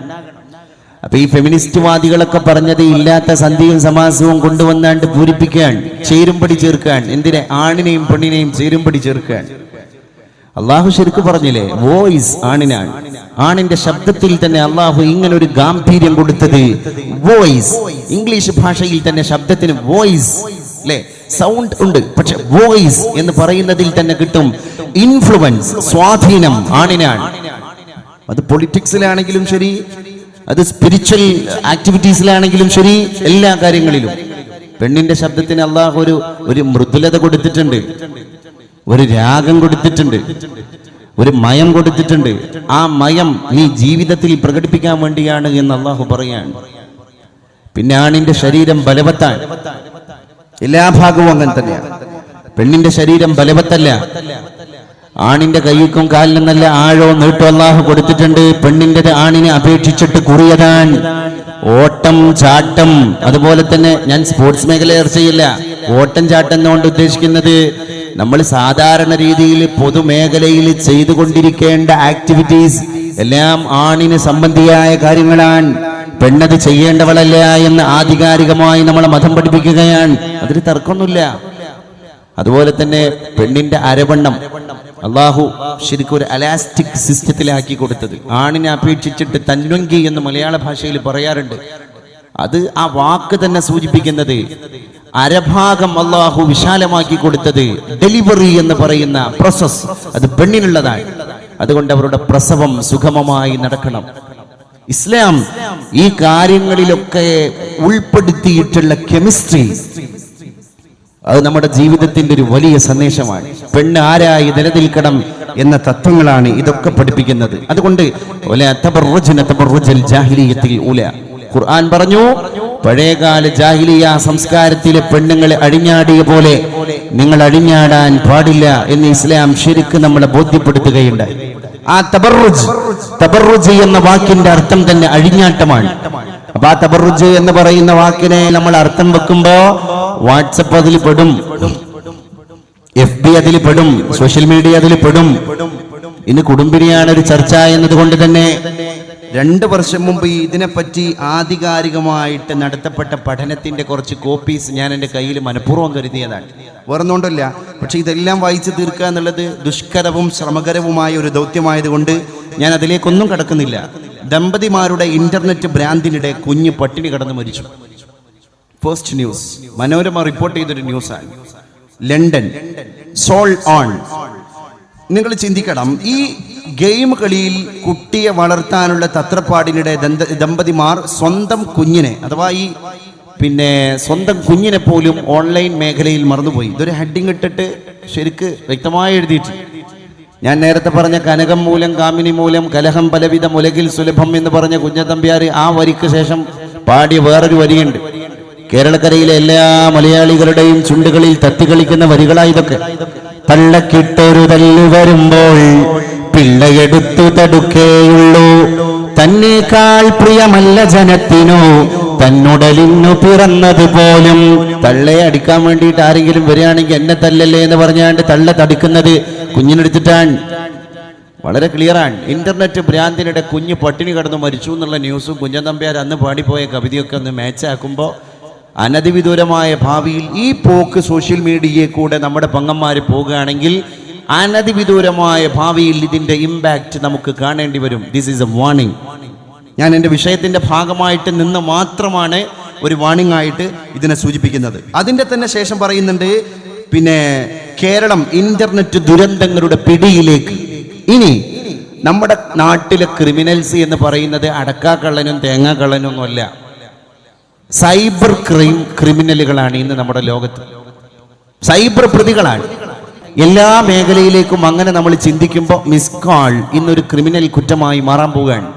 നമ്മുടെ റിസീവ്ഡ് കോൾസ്, നമ്മുടെ ഫോൺ, നമ്മുടെ ഡയൽഡ് നമ്പേഴ്സ്, നമ്മളെ കോണ്ടാക്ട്, ഇത്ര കാര്യങ്ങൾ ഇന്നൊരു പെണ്ണ് സൂക്ഷിക്കണം. ആണിന്റെ സെക്യൂരിറ്റിയെ പറ്റി തന്നെ ഏറ്റവും കൂടുതൽ വ്യാകുലപ്പെടുന്ന ഒരു കാലല്ല ഇന്ന്. ഹോട്ടലിൽ പോകാൻ വയ്യ, ഒരാൾക്ക് അത്യാവശ്യമായിട്ട് ഏതെങ്കിലും നാട്ടിൽ കുടുങ്ങിപ്പോയാൽ അവിടുത്തെ ഒരു ലോഡ്ജ് റൂം എടുത്തിട്ട് തങ്ങാൻ വയ്യ. അതുപോലെ തന്നെ ഒരു പുറത്തേക്ക് നടക്കാൻ വയ്യ.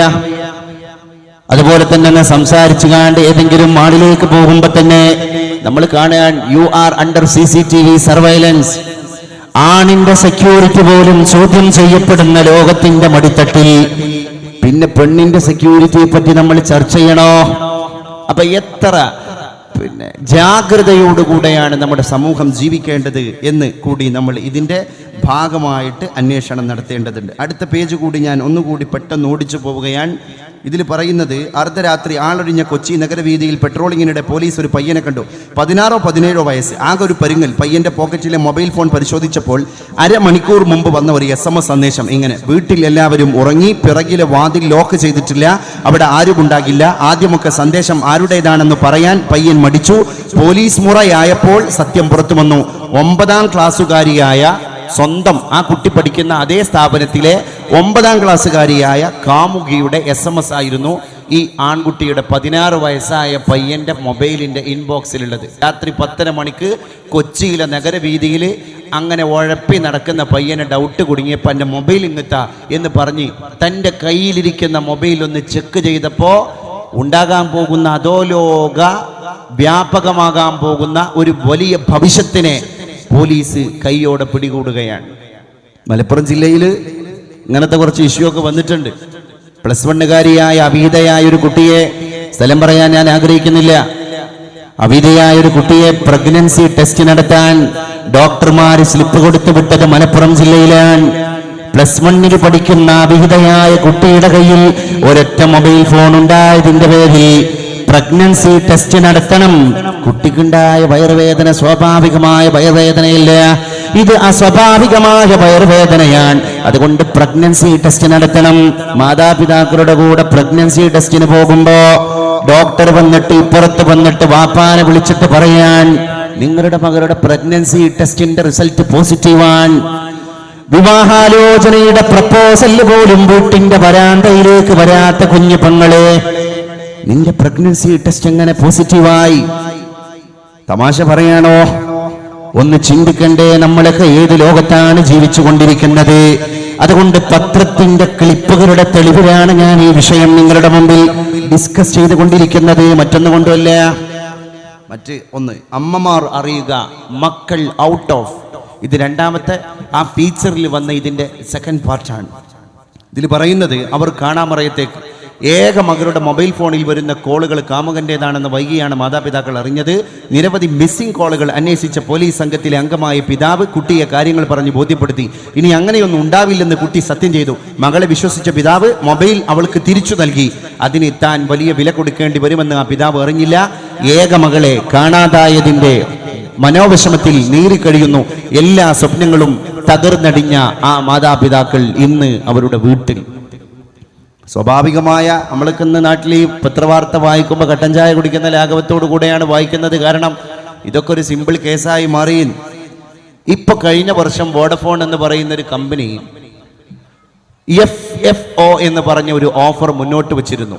ഈ ഓഫറിന്റെ full form friend find offer, ഫ്രണ്ടിനെ കണ്ടെത്താനുള്ള ഓഫർ എന്നാണ്. മൊബൈൽ യൂസ് ചെയ്തുകൊണ്ടിരിക്കുന്ന ഒരു പെൺകുട്ടി അർദ്ധരാത്രി 11 മണിക്ക് ശേഷം രാവിലെ 6 മണി വരെ ഉള്ള ഈ സമയത്തിന്റെ ഇടയിൽ FFO അവൾക്ക് ഉപയോഗപ്പെടുത്താം, ആൺകുട്ടിക്കും ഉപയോഗപ്പെടുത്താം. What you mean by FFO? Friend find ഓഫറിലൂടെ നമ്മൾ കസ്റ്റമർ കെയറിനെ ഒരു പിൻകോഡ് വെച്ചിട്ട് കോൾ ചെയ്യുമ്പോൾ ഈ മൊബൈൽ കമ്പനി തന്നെ ആള് ഇങ്ങേ തലക്കിൽ അങ്ങോട്ട് കസ്റ്റമർ കെയറിലേക്ക് കോണ്ടാക്ട് ചെയ്യുന്ന കസ്റ്റമർ മെയിൽ ആണെങ്കിൽ അന്നത്തെ രാത്രി മുഴുവൻ കോണ്ടാക്ട് ചെയ്ത് സല്ലപിക്കാൻ ഒരു ഫീമെയിൽ വോയിസ് ഉള്ള അല്ലെങ്കിൽ ഒരു ഫീമെയിലിനെ ഇവർ തന്നെ ഏർപ്പാടാക്കി കൊടുക്കാൻ നമ്മൾ ഈ ബില്ല് അടച്ചാൽ മതി. Friend find offer. എത്ര ഭീകരമാണ് ഈ അവസ്ഥ. ഒരു പെൺകുട്ടിയാണ്, ഒരു ഗേളാണ് വിളിക്കുന്നതെങ്കിൽ അപ്പുറത്തൊരു ബോയിയെ ഒരു മൊബൈൽ കമ്പനി ഏർപ്പാടാക്കി കൊടുക്കാൻ, അതിന് പണം വെച്ച് പ്രോത്സാഹിപ്പിക്കാനുള്ള നിയമ സംവിധാനങ്ങൾ നമ്മുടെ നാട്ടിൽ വളർന്നുപോയി. ആരാ ചിന്തിക്കുന്നത്? ആരാ ഇതിനെതിരെ പരാതി കൊടുക്കുന്നത്? കാരണം മേലെ തലക്കൽ ഈ പരാതി വരാനുള്ള സാധ്യതകളുടെ മുഴുവൻ പഴുതും അടിച്ചിട്ടാണ് ഇങ്ങനൊരു ഓഫറിനെ തന്നെ ഇവർ മുന്നോട്ട് വെക്കുക. ആ രീതിയിൽ കാര്യങ്ങൾ പോയി. ജീവിതം തകർക്കുന്ന ഓഫറുകൾ അതിനെപ്പറ്റി പറയുന്നുണ്ട്. വിദേശത്ത് ഉന്നത ഉദ്യോഗമുള്ള അച്ഛൻ്റെ നാട്ടിൽ അറിയപ്പെടുന്ന വിദ്യാലയത്തിൽ ജോലിയുള്ള അമ്മയുടെയും പിന്നെ ഇടയിൽ പഠിക്കുന്ന ഏക മകൾ, ആ മകളെ പറ്റിയിട്ടുള്ള ഒരു വൃത്താന്തം ഈ പത്രത്തിൽ വലിയൊരു കുറിപ്പായി എഴുതി. ഇന്ന് ആ മകൾ ഈ അച്ഛൻ്റെയും അമ്മയുടെയും മകളെ അല്ല, ഒരു കോണ്ടാക്റ്റും ഇല്ല. ഇങ്ങനെ ഒരുപാട് വിഷയങ്ങൾ മൊബൈലുമായി ബന്ധപ്പെട്ട് നമ്മുടെ ജീവിതത്തിലേക്ക് കടന്നു വന്നു എൻ്റെ പ്രിയപ്പെട്ടവരെ. ഇപ്പം ഇന്റർനെറ്റ് അഡിക്ഷനെ പറ്റി നമ്മൾ വീടുകളിൽ വളരെ ഗൗരവതരമായ ഒരു അവബോധം കൊടുക്കൽ വളരെ അനിവാര്യമായി തീർന്നിരിക്കുകയാണ്. അതിൻ്റെ സൂചനകൾ പറയുന്നുണ്ട്. പ്രധാന ലക്ഷണങ്ങൾ: ജോലിയുമായി ബന്ധപ്പെട്ടതല്ലാത്ത ദിവസേന 6 മണിക്കൂറിലധികം ഇന്റർനെറ്റ് മുമ്പിൽ ചെലവിടുന്ന അവസ്ഥ ആണിലോ പെണ്ണിലോ കണ്ടാൽ അവർ ഈ രോഗത്തിന്റെ അടിമയാണ്. രണ്ടാമത്, ജീവിതത്തിലെ ബുദ്ധിമുട്ടുകൾ ഒഴിവാക്കാനായി ഇന്റർനെറ്റിന് മുമ്പിൽ പോയിട്ട് സ്വയം ഇരിക്കുക, എന്നിട്ട് സമയം ചെലവിടുക. 3, ദോഷകരമാണെന്ന് അറിഞ്ഞിട്ടും ഇന്റർനെറ്റ് ഉപയോഗം നിയന്ത്രിക്കാൻ കഴിയാതെ വരിക.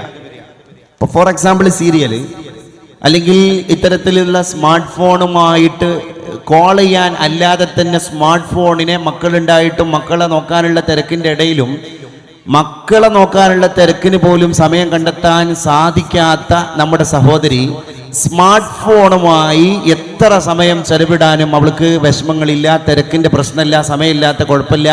ആ രീതിയിലേക്ക് ഈവൻ ഭർത്താവാകട്ടെ, ആങ്ങളെയാകട്ടെ, അല്ലെങ്കിൽ അവിവാഹിതയായ പെൺകുട്ടിയാണെങ്കിൽ അവളുമായി ബന്ധപ്പെട്ട ആൾക്കാരാകട്ടെ, എത്ര ചീത്ത പറഞ്ഞാലും പിറ്റേ ദിവസവും ഈ ഒരു പ്രവൃത്തി യാതൊരു ആലസ്യവും ഇല്ലാതെ ചെയ്യുന്നതായിട്ട് കാണുക. ഉടനടി നമ്മൾ ആ പെൺകുട്ടിയെ ഒരു സൈക്കാട്രിസ്റ്റിനെ സമീപിച്ചിട്ട് ആവശ്യമായ മനഃശാസ്ത്രപരമായ ഇടപെടലുകൾ നടത്തിയിട്ടില്ലെങ്കിൽ ഈ കുട്ടി ഇന്റർനെറ്റിന്റെ ട്രാപ്പിലാണ് എന്ന് രക്ഷിതാക്കൾ തിരിച്ചറിയണം. ഇത് മനഃശാസ്ത്ര വിദഗ്ധന്മാർ തന്നെയാണ് നമ്മുടെ മുമ്പിലേക്ക് വെക്കുന്നത്. നമ്മൾ ഈ രോഗം എന്ന് പറഞ്ഞാൽ ബ്ലഡ് ടെസ്റ്റ് ചെയ്താണ്ട് ഐഡന്റിഫൈ ചെയ്യുന്ന ഒരു രോഗമല്ലല്ലോ. എവിടേക്കാണ് സമുദായം പോകുന്നത് എന്റെ പ്രിയപ്പെട്ടവരെ? അതാണ് പരിശുദ്ധ റസൂൽ സല്ലല്ലാഹു അലൈഹി വസല്ലം പെണ്ണിന്റെ സുരക്ഷയ്ക്ക് വേണ്ടി പറഞ്ഞ കാര്യങ്ങൾ ഇന്ന് അന്താരാഷ്ട്ര തലത്തിൽ ചർച്ച ചെയ്തുകൊണ്ടിരിക്കുമ്പോ അതിലൊന്നാമത്തെ വിഷയം തഹ്ഫീദു നഫ്സിഹാ അനി തബറുജ്, അഴിഞ്ഞാട്ടത്തിൽ നിന്ന് അവളുടെ ശരീരത്തെ അവൾ സൂക്ഷിക്കലാണ്. രണ്ടാമതായി അല്ലാഹുവിന്റെ റസൂൽ പറഞ്ഞുപോയി ഗദ്ദുൽ ബസർ, അനാവശ്യങ്ങളിൽ നിന്ന് കണ്ണ് ചിമ്മലാണ്. അപ്പൊ കണ്ണിനെ നിയന്ത്രിക്കുക എന്നാണ്. വഖുല്ലിൽ മുഅ്മിനീന യഗ്ദു മിൻ അബ്സാരിഹിം വയഹ്ഫദു ഫുറൂജഹും, അല്ലേ? വഖുല്ലിൽ മുഅ്മിനാത്തി യഗ്ദുന മിൻ അബ്സാരിഹിം വയഹ്ഫദന ഫുറൂജഹും ഔ കമാ ഖാൽ. ഓർത്തു പോകാൻ മുഅ്മിനീങ്ങളോട് നബി അങ്ങ് പറയുക, അവർ കണ്ണിനെ ചിമ്മിക്കൊള്ളട്ടെ. അനാവശ്യ സന്ദർഭങ്ങളിൽ മുഅ്മിനാത്തുകളോടും അങ്ങനെ തന്നെ പറയാൻ. നാലാമതായി അല്ലാഹുവിന്റെ റസൂൽ സല്ലല്ലാഹു അലൈഹി വസല്ലം തങ്ങൾ പറഞ്ഞത് അൽ ഹയാ, ലജ്ജയാൻ. പെണ്ണ് രക്ഷപ്പെടാനുള്ള ഏറ്റവും വലിയ മാർഗം ലജ്ജയാൻ. ലജ്ജ പെണ്ണിന്റെ ബ്യൂട്ടിയാണ്, ഭംഗിയാണ്. പെണ്ണിന്റെ ഭംഗി എന്ന് പറയുന്നത് ലജ്ജയാൻ എന്നൊരുപാട് പണ്ഡിതന്മാർ അഭിപ്രായപ്പെട്ടിട്ടുണ്ട് എന്ന് നമുക്ക് മനസ്സിലാക്കാൻ സാധിക്കുന്നതാണ്. ഒരു പെണ്ണിന്റെ ജീവിതത്തിന്റെ വ്യക്തിത്വം എന്ന് പറയുന്നത് ലജ്ജയാണ്. ഒരിക്കൽ വിശുദ്ധ റസൂൽ സല്ലല്ലാഹു അലൈഹി വസല്ലം തങ്ങളുടെ അടുക്കലേക്ക് ഒരു പെണ്ണ് കടന്നു വരികയാണ്. പരിശുദ്ധ റസൂലേ, എനിക്ക് അപസ്മാര രോഗമുണ്ട്. എന്റെ അപസ്മാര രോഗം അല്ലാഹുവിനോടൊന്ന് ശിഫയാക്കാൻ അങ്ങ് ദുആ ചെയ്യണം എന്ന് പറയാനാണ് ഞാൻ കടന്നു വന്നത്. അള്ളാഹിന്റെ റസൂൽ ഉടനെ തന്നെ ആ സഹോദരിയോട് ചോദിച്ചു, എന്റെ പെങ്ങളെ, ഒരു കാര്യം ഞാൻ നിന്നോട് തിരിച്ചു ചോദിക്കട്ടെ, നിനക്ക് സ്വർഗം ലഭിക്കണോ അതോ ഇവിടെ നിന്റെ അപസ്മാര രോഗം മാറണോ? രണ്ട് ഓപ്ഷനാണ്. നിനക്ക് ദുനിയാവിൽ നിന്റെ രോഗം മാറണോ, അതല്ല അള്ളാഹിന്റെ അടുക്കൽ സ്വർഗം ലഭിക്കണോ? അപ്പൊ അതിന്റെ അർത്ഥം എന്താ? മാറാതെ ഇതെല്ലാം ക്ഷമിച്ചിട്ട് റബ്ബിന്റെ അടുക്കൽ സ്വർഗം കിട്ടാനാണോ എനിക്ക് വേണ്ടത്? അല്ല, ഇതൊന്നും ക്ഷമിക്കാനാകൂല എന്ന് പറഞ്ഞാണ്ട് ഞാൻ ദ്വാരനാണ്ട് നിന്റെ രോഗം മാറ്റിത്തരാണോ വേണ്ടത്? വല്ലാത്തൊരു ചോദ്യമായി പോയി. ആ സ്ത്രീ ആകെ ഉത്തരമുട്ടിയ പോലെ വിഷണ്ണയായി, വിഷാദ ചിത്തയായി. അവസാനം പരിശുദ്ധ റസൂലിന്റെ മുമ്പിൽ ആ പെണ്ണ് കരഞ്ഞു പറയാൻ തുടങ്ങി, നബിയേ, എന്റെ അപസ്മാര രോഗം എനിക്ക് സഹിക്കാൻ കഴിയാത്തത് കൊണ്ടല്ല ഞാൻ ഇങ്ങനെ പറയുന്നത്. പരിശുദ്ധ റസൂലേ, എന്റെ ശരീരത്തിൽ നിന്ന് വസ്ത്രങ്ങൾ അങ്ങോട്ടും ഇങ്ങോട്ടും നീങ്ങാനുള്ള സാധ്യത വളരെ കൂടുതലാണ്. അപസ്മാര രോഗമായി ഞാൻ എന്റെ ഇരിപ്പിടത്തിൽ നിന്ന് താഴേക്ക് വീണിട്ട് എന്റെ കൈയും കാലും ഇട്ടിട്ട് ഇങ്ങനെ അടിക്കുമ്പോ പടയുമ്പോ എന്റെ ഔറത്ത് വെളിവാകാനുള്ള സാധ്യതയുണ്ട്. പെണ്ണിന്റെ ഔറത്ത് പെണ്ണ് മുഴുവനാണല്ലോ. അതുകൊണ്ട് ഞാൻ എൻ്റെ ശരീരത്തിന്റെ ഭാഗങ്ങൾ, എൻ്റെ വസ്ത്രം അങ്ങോട്ടും ഇങ്ങോട്ടും ആകുമ്പോൾ പ്രത്യക്ഷപ്പെടാൻ സാധ്യതയുണ്ട്. വലാകിന്നി അതകശഫു യാ റസൂലല്ലാഹ് എന്ന് വിശുദ്ധ നബിയുടെ മുമ്പിൽ ആ സ്ത്രീ മറുപടി പറഞ്ഞപ്പോൾ സ്വഹാബത്തിന്റെ മുമ്പിൽ അള്ളാഹിന്റെ റസൂൽ കണ്ണീർ വാർത്തിട്ട് പറഞ്ഞു, മോളെ, നിനക്ക് സ്വർഗവും കിട്ടി, നിന്റെ രോഗവും മാറി. ഏതെങ്കിലും ഒന്ന് കിട്ടണം എന്ന് കരുതി വിശുദ്ധ റസൂലിന്റെ മുമ്പിലേക്ക് കടന്നുപോയ വനിത തന്റെ ഹയാ കൊണ്ട്, തന്റെ ലജ്ജ കൊണ്ട് രണ്ടും നേടിയിട്ട് തിരിച്ചു പോരുന്ന രംഗം സഹാബി വനിതമാര് കാണുകയാണ്. ആ പെണ്ണ് ചരിത്രത്തിന്റെ ഭാഗമായത് ലജ്ജയുടെ പേരിലാണ്. എന്റെ ലജ്ജ കൊണ്ടാണ് പരിശുദ്ധ റസൂലേ ഞാൻ അങ്ങയുടെ മുമ്പിൽ ഇങ്ങനെ ഒരു ദുഃഖം പങ്കുവെക്കുന്നത്. അതകശഫു യാ റസൂലല്ലാഹ്. ഔറത്തിന്റെ വിഷയം പറയുമ്പോൾ ഒരു കുടുംബിനി ഏറ്റവും കൂടുതൽ ശ്രദ്ധിക്കേണ്ടത്, ഒരു പെണ്ണിനെ അള്ളാഹു കർമ്മശാസ്ത്രത്തിന്റെ ഇസ്ലാമിക വിശകലനങ്ങളുടെ പരിപ്രേക്ഷ്യത്തിലൂടെ ചിന്തിക്കുമ്പോൾ 4 ഔറത്താണ്. ഒന്നാമതായിട്ട് പറഞ്ഞത് നിന്റെ മഹ്റമിന്റെ മുമ്പിലുള്ള ഔറത്താണ്. മഹ്റം, രക്തബന്ധം ഉടയ ആളുകൾ, ഫാദർ, മദർ, ബ്രദർ, സിസ്റ്റർ, ഇവരുടെയൊക്കെ മുമ്പിൽ ഒരു പെണ്ണിന്റെ ഔറത്ത് എന്ന് പറഞ്ഞാൽ മുട്ടുപൊക്കിളിന്റെ ഇടയിലുള്ള സ്ഥലം പെണ്ണിന് ഔറത്താണ് ഇവരുടെ മുമ്പിലും. രണ്ടാമത് ഈ പെണ്ണിനെ തന്നെ കൊണ്ടുവന്നിട്ട് ഇസ്ലാം പറഞ്ഞു അള്ളാഹുവിന്റെ മുമ്പിലാണ്. അള്ളാഹുവിന്റെ മുമ്പിലുള്ള ഔറത്ത് എന്ന് പറഞ്ഞാൽ നിസ്കരിക്കാൻ നിൽക്കുമ്പോൾ അള്ളാഹിന്റെ മുമ്പിലാണ്. അതുകൊണ്ട് പെണ്ണെ, നിന്റെ മുഖവും മുങ്കയും ഒഴികെയുള്ള ബാക്കിയെല്ലാ സ്ഥലവും അള്ളാഹുവിന്റെ മുമ്പിലേക്ക് നീ കടന്നു പോകുമ്പോൾ നിന്റെ ഔറത്താണ്. അതേ പെണ്ണിനെ വിളിച്ചിട്ട് ഇസ്ലാം മറ്റൊരു സന്ദർഭത്തിൽ അവൾക്ക് രണ്ടാമതൊരു ഔറത്ത് കൊടുത്തതാണ് നമ്മൾ ഇവിടെ ദർശിച്ചത്. അതേ പെണ്ണിനെ വിളിച്ചു കൊണ്ടുവന്നിട്ട് ഇസ്ലാം പറഞ്ഞു പോയി നിന്റെ മൂന്നാമത്തെ ഔറത്ത് അജ്നബിയുടെ മുമ്പിലാണ്, അന്യപുരുഷന്റെ മുമ്പിലാണ്. അവിടെ നീ മുഴുവനും ഔറത്താണ് സഹോദരി. മൂന്നാമതൊരു ഔറത്ത് കൊടുത്തതും അതേ സ്ത്രീക്കാണ്. പക്ഷെ സന്ദർഭം മാറിപ്പോയി. അതേ പെണ്ണിനെ വിളിച്ചു കൊണ്ടുവന്നിട്ട് 4ാമത്തെ ഔറത്തിനെ ഇസ്ലാം ആ പെണ്ണിന്റെ മുമ്പിൽ പഠിപ്പിക്കുകയാണ്. അത് നിന്റെ ഭർത്താവിന്റെ മുമ്പിലാണ്. നിനക്ക് രക്തബന്ധം പോലുമില്ലാത്ത നിന്റെ പ്രിയതമനായ ഭർത്താവ്, അങ്ങനെ ഒരുത്തനെയാണ് നിനക്ക് അല്ലാഹു ഹലാലാക്കി തന്നത്. അവന്റെ മുമ്പിൽ നിനക്ക് ഔറത്തില്ല, നിന്റെ മുമ്പിൽ അവനും ഔറത്തേ ഇല്ല. ഹുന്ന ലിബാസുല്ലക്കും വഅൻതും ലിബാസുല്ലഹുന്ന. ആണുങ്ങളെ, നിങ്ങളുടെ ഭാര്യന്മാർ നിങ്ങളുടെ വസ്ത്രമാണ്. പെണ്ണുങ്ങളെ, നിങ്ങളുടെ ഭർത്താക്കന്മാർ നിങ്ങളുടെ വസ്ത്രമാണ്. അങ്ങനെ അള്ളാഹു അങ്ങോട്ടും ഇങ്ങോട്ടും ഇന്റർ റിലേറ്റഡ് ആയിട്ട് പറഞ്ഞിട്ടുണ്ടെങ്കിൽ അത് പെണ്ണിന്റെ 4ാമത്തെ ഔറത്തിനെ ചർച്ച ചെയ്യുന്ന ഘട്ടമാണ്. ഇങ്ങനെ ഒരൊറ്റ പേഴ്സണാലിറ്റിയിലേക്ക്, ശഖ്സിയത്തിലേക്ക്, ഒരു പെണ്ണിന്റെ വ്യക്തിത്വത്തിലേക്ക് നോക്കി അള്ളാഹു ആ പെണ്ണിന്റെ വേഷവിധാനങ്ങളെ 4 കാറ്റഗറിയിലേക്ക് കൊണ്ടുപോയിട്ടുണ്ടെങ്കിൽ കർമ്മശാസ്ത്രവുമായി ഏറ്റവും ബന്ധപ്പെട്ട ഒരു പടപ്പുണ്ടെങ്കിൽ അത് പെണ്ണിനെയാ. ഉറപ്പല്ലേ? അപ്പൊ ഇന്നൊക്കെ നമ്മുടെ നാട്ടിലുള്ളൊരവസ്ഥ എന്ന് പറഞ്ഞാൽ പെണ്ണുമായി ബന്ധപ്പെട്ട കർമ്മശാസ്ത്രത്തിന്റെ മസല ആണുങ്ങളായ പണ്ഡിതന്മാരോട് ചോദിച്ച് അതിന് പരിഹാരം കാണേണ്ട ഗതികേട് ഇന്നത്തെ സ്ത്രീക്ക് വന്നിട്ടുണ്ടെങ്കിൽ അതിനുള്ള ഒരു സൊല്യൂഷൻ എന്ന് പറയുന്നത് പെണ്ണ് പണ്ഡിതയാവുക എന്നുള്ളതാണ്. അതാണ് ഞാൻ വഫിയയുടെ കാര്യം ഇവിടെ സൂചിപ്പിച്ചത്. അൽഹംദുലില്ലാഹ് അനധിവിദൂരമായ ഭാവിയിൽ ഇനി പെണ്ണിന്റെ കർമ്മശാസ്ത്രത്തിന്റെ മസലയുടെ ഫത്വ കൊടുക്കാൻ പെണ്ണുങ്ങളായ പണ്ഡിതന്മാർ കേരളത്തിന് അള്ളാഹു ദാനം ചെയ്യും. അള്ളാഹു അങ്ങനെ ഒരു സിറ്റുവേഷൻ നമ്മുടെ മുമ്പിലേക്ക് നൽകി അനുഗ്രഹിക്കുമാറാകട്ടെ. കാരണം അത് വളരെ പ്രാധാന്യം അർഹിക്കുന്ന ഒരു കാര്യമാണ്. ഉത്തരേന്ത്യയിലെ പെണ്ണുങ്ങളെ ഹാഫിലിങ്ങളാണ്. ബീഹാറിൽ, യു പിയിൽ, ഗുജറാത്തിൽ, ആസാമിൽ എന്ത് കാര്യമുണ്ട്? ആ പെണ്ണുങ്ങളായ പെൺകുട്ടികളെ മുഴുവൻ ഇങ്ങനെ ഹിഫ്ള് പഠിപ്പിക്കുന്നു. പക്ഷേ ഇസ്ലാമിന്റെ കർമ്മശാസ്ത്രം അവർ പഠിക്കുന്നില്ല, അദബ് പഠിക്കുന്നില്ല, അഖീദ പഠിക്കുന്നില്ല. അതുകൊണ്ട് തന്നെ ആ പെൺകുട്ടിക്ക് സ്ത്രീകൾക്കിടയിൽ ഇസ്ലാമിക് പ്രൊപ്പഗേഷൻ നിർവഹിക്കാൻ കഴിയുന്നുമില്ല. അപ്പൊ അങ്ങനെ ഒരു എഡ്യൂക്കേഷൻ കൊടുത്തത് കൊണ്ട് മാത്രമായില്ല, ഹിഫ്ള് അത് തഅബ്ബുദിയായിട്ട് ഓക്കെ. പക്ഷെ ഞാൻ പറയുന്നു, ഇത്ര ഖുർആനിന്റെ 6666 സംതിങ് ആയത്തുകളെ ഈ ബ്രെയിനിലേക്ക് കൊണ്ടുപോയി സേവ് ചെയ്ത ആ പെൺകുട്ടിക്ക് അത്രയും അപാരമായ ബുദ്ധിശക്തി ഉണ്ടെങ്കിൽ ആ ഖുർആനിന്റെ വചനങ്ങൾ പഠിപ്പിക്കാനുള്ള ഒരു ത്രാണി കൂടി ആ കുട്ടിക്ക് നമ്മൾ കൊടുക്കണ്ടേ? അങ്ങനെ ഒരു പെണ്ണ് സമൂഹത്തിൽ ഉയർന്നു വരുമ്പോൾ അവൾക്ക് എത്ര വലിയ മാറ്റങ്ങളാണ് സമൂഹത്തിന്റെ മുഖ്യധാരയിൽ ഉണ്ടാക്കാൻ സാധിക്കുക. ആയിഷ ബീവി ഈ ഔറത്തിന്റെ വിഷയം, അതുപോലെ ഫാത്തിമ ബീവി വ്യക്തി ജീവിതത്തിലൂടെ ശരിക്കും പഠിപ്പിച്ചിട്ടുണ്ട്.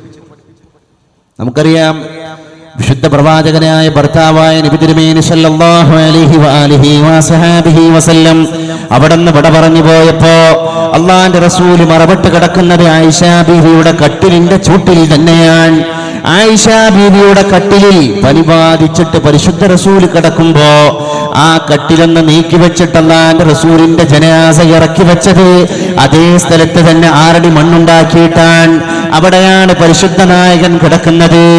വിശുദ്ധ റസൂലുള്ളാഹിനെ വഫാത്തിന്റെ ശേഷം സിയാറ ചെയ്യാൻ ആയിഷ ബീവി ആ ഖബർ കാണാനും അള്ളാന്റെ റസൂലിന്റെ ഖബറിങ്ങ് പോയിട്ട് ദ്വാരക്കാനൊക്കെ ആയിഷ ബീവി പോകുമ്പോ ജീവിതകാലത്ത് ഏത് വേഷവിധാനം സ്വീകരിച്ചിട്ടാണ് പരിശുദ്ധ ഭർത്താവിന്റെ മുമ്പിലേക്ക് കടന്നുപോയത്? അതേ വേഷവിധാനത്തോടു കൂടെയാണ് ആയിഷ ബീവി പരിശുദ്ധ റസൂലിന്റെ ഖബറിന്റെ അടുക്കലേക്കും പോയത്. എന്ന് പറഞ്ഞാൽ ഒരു പെണ്ണ് അന്യപുരുഷന്റെ മുമ്പിൽ മറക്കേണ്ട ഔറത്തൊക്കെ മറിച്ചിട്ടല്ല നബിതങ്ങളുടെ ഖബറിന്റെ അടുത്തേക്ക് ആയിഷ ബീവി പോയത്. പിന്നെ ഭർത്താവായ നബിയുടെ മുമ്പിൽ എങ്ങനെയൊക്കെയോ വസ്ത്ര രീതികൾ പ്രകടിപ്പിക്കാറുണ്ടായിരുന്നു. ആ രീതിയിൽ ഒറ്റക്ക് റസൂലുള്ളാഹിന്റെ ഖബറിലും ആയിഷ ബീവി നിന്നിട്ടുണ്ട്. ചരിത്രം സാക്ഷിയാണ്. രണ്ടാമത് പോയി കടന്നത് സയ്യിദന അബൂബക്കർ സിദ്ദീഖ് റളിയല്ലാഹു അൻഹു. ആ നേരത്തും ആയിഷ ബീവി വിശുദ്ധ റസൂലിന്റെ മുമ്പിലേക്ക് പോയത് അതേ വേഷവിധാനത്തോടു കൂടെയാണ്. കാരണം ഒന്ന് ഭർത്താവാൻ, രണ്ടാമത് അവിടെ പോയി കിടക്കുന്നത് തന്റെ പിതാവാൻ, ഒന്നും മഞ്ഞരല്ല. അതുകൊണ്ട് ആയിഷ ബീവി വേഷവിധാനത്തെ ആ രീതിയിൽ തന്നെ കൊണ്ടുപോയിട്ട് അവിടെ പോയി അവർ ഖബർ സിയാറ ചെയ്തു. പിന്നെ ചരിത്രം പറയുന്നുണ്ട്, മൂന്നാമത് വഫാത്തായി അവരുടെ രണ്ടുപേരുടെയും ചാരത്ത് സയ്യിദന ഉമർ ഇബ്നുൽ ഖത്താബ് റളിയല്ലാഹു അൻഹു വന്ന് കിടന്നപ്പോ ഇവരെ സിയാറ ചെയ്യാൻ പോയപ്പോൾ ആയിഷ ബീവി ശരിക്ക് ഹിജാബിട്ട് ജിൽബാബിട്ട് എല്ലാം മറച്ചപ്പോ കൂട്ടുകാരികൾ ഒരു ചോദ്യം ഉന്നയിച്ചു, എന്തിനാണ് ആയിഷ നിങ്ങൾ ഇപ്പൊ പ്രത്യേകമായി ഒന്ന് അണിഞ്ഞൊരുങ്ങുന്നത്? അപ്പൊ പറഞ്ഞു, അവിടെ ഉമർ തങ്ങൾ പോയി കിടന്നിട്ടുണ്ട്. ജീവിതത്തിന്റെ ശേഷം പോലും സൂക്ഷിക്കേണ്ട ഒരു വലിയ മെസ്സേജാണ് ആയിഷ ബീവി ഈ സിയാറയിലൂടെ നമ്മളെ പഠിപ്പിച്ചിരിക്കുന്നത്. നാം ഫാത്തിമ ബീവിയും അതിൽ വലിയ ഒരു സന്ദേശമാണ് ലോകത്തിന്റെ മുമ്പിലേക്ക് നൽകിയത്. തന്റെ കളിക്കൂട്ടുകാരിയായ ഉമ്മു സലമ റളിയല്ലാഹു അൻഹായെ വിളിച്ചു. ഫാത്തിമ ബീവി വഫാത്ത് നേരെ മുൻകൂട്ടി അറിഞ്ഞതിന് ശേഷം ഉമ്മു സലമ റളിയല്ലാഹു അൻഹയുടെ വീട്ടിലേക്ക് ആളെ പറഞ്ഞയച്ചാണ്ട് ഫാത്തിമ ബീവി ഉമ്മു സലമയെ നേരത്തെ രാവിലെ തന്നെ വിളിച്ചു വരുത്തി. എന്നിട്ട് പറഞ്ഞു, ഇന്ന് രാത്രി ഞാൻ വിട പറയുകയാണ്, ഇന്നത്തെ സന്ധ്യയോടുകൂടെ ഞാൻ ലോകത്തോട് വിട പറയുകയാണ് യാ ഉമ്മ സലം, അതുകൊണ്ട് നീ എന്റെ ചാരത്ത് വേണം.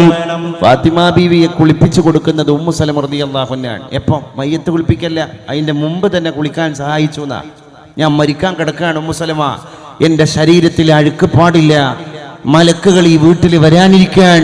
ഉമ്മു സലം, എന്റെ ശരീരത്തിൽ അഴുക്ക് പാടില്ല, ഫാത്തിമക്ക് കുളിപ്പരയിൽ പോയി ശരീരം വൃത്തിയാക്കാൻ നിന്റെ സഹായം കൂടി അനിവാര്യമാണ്.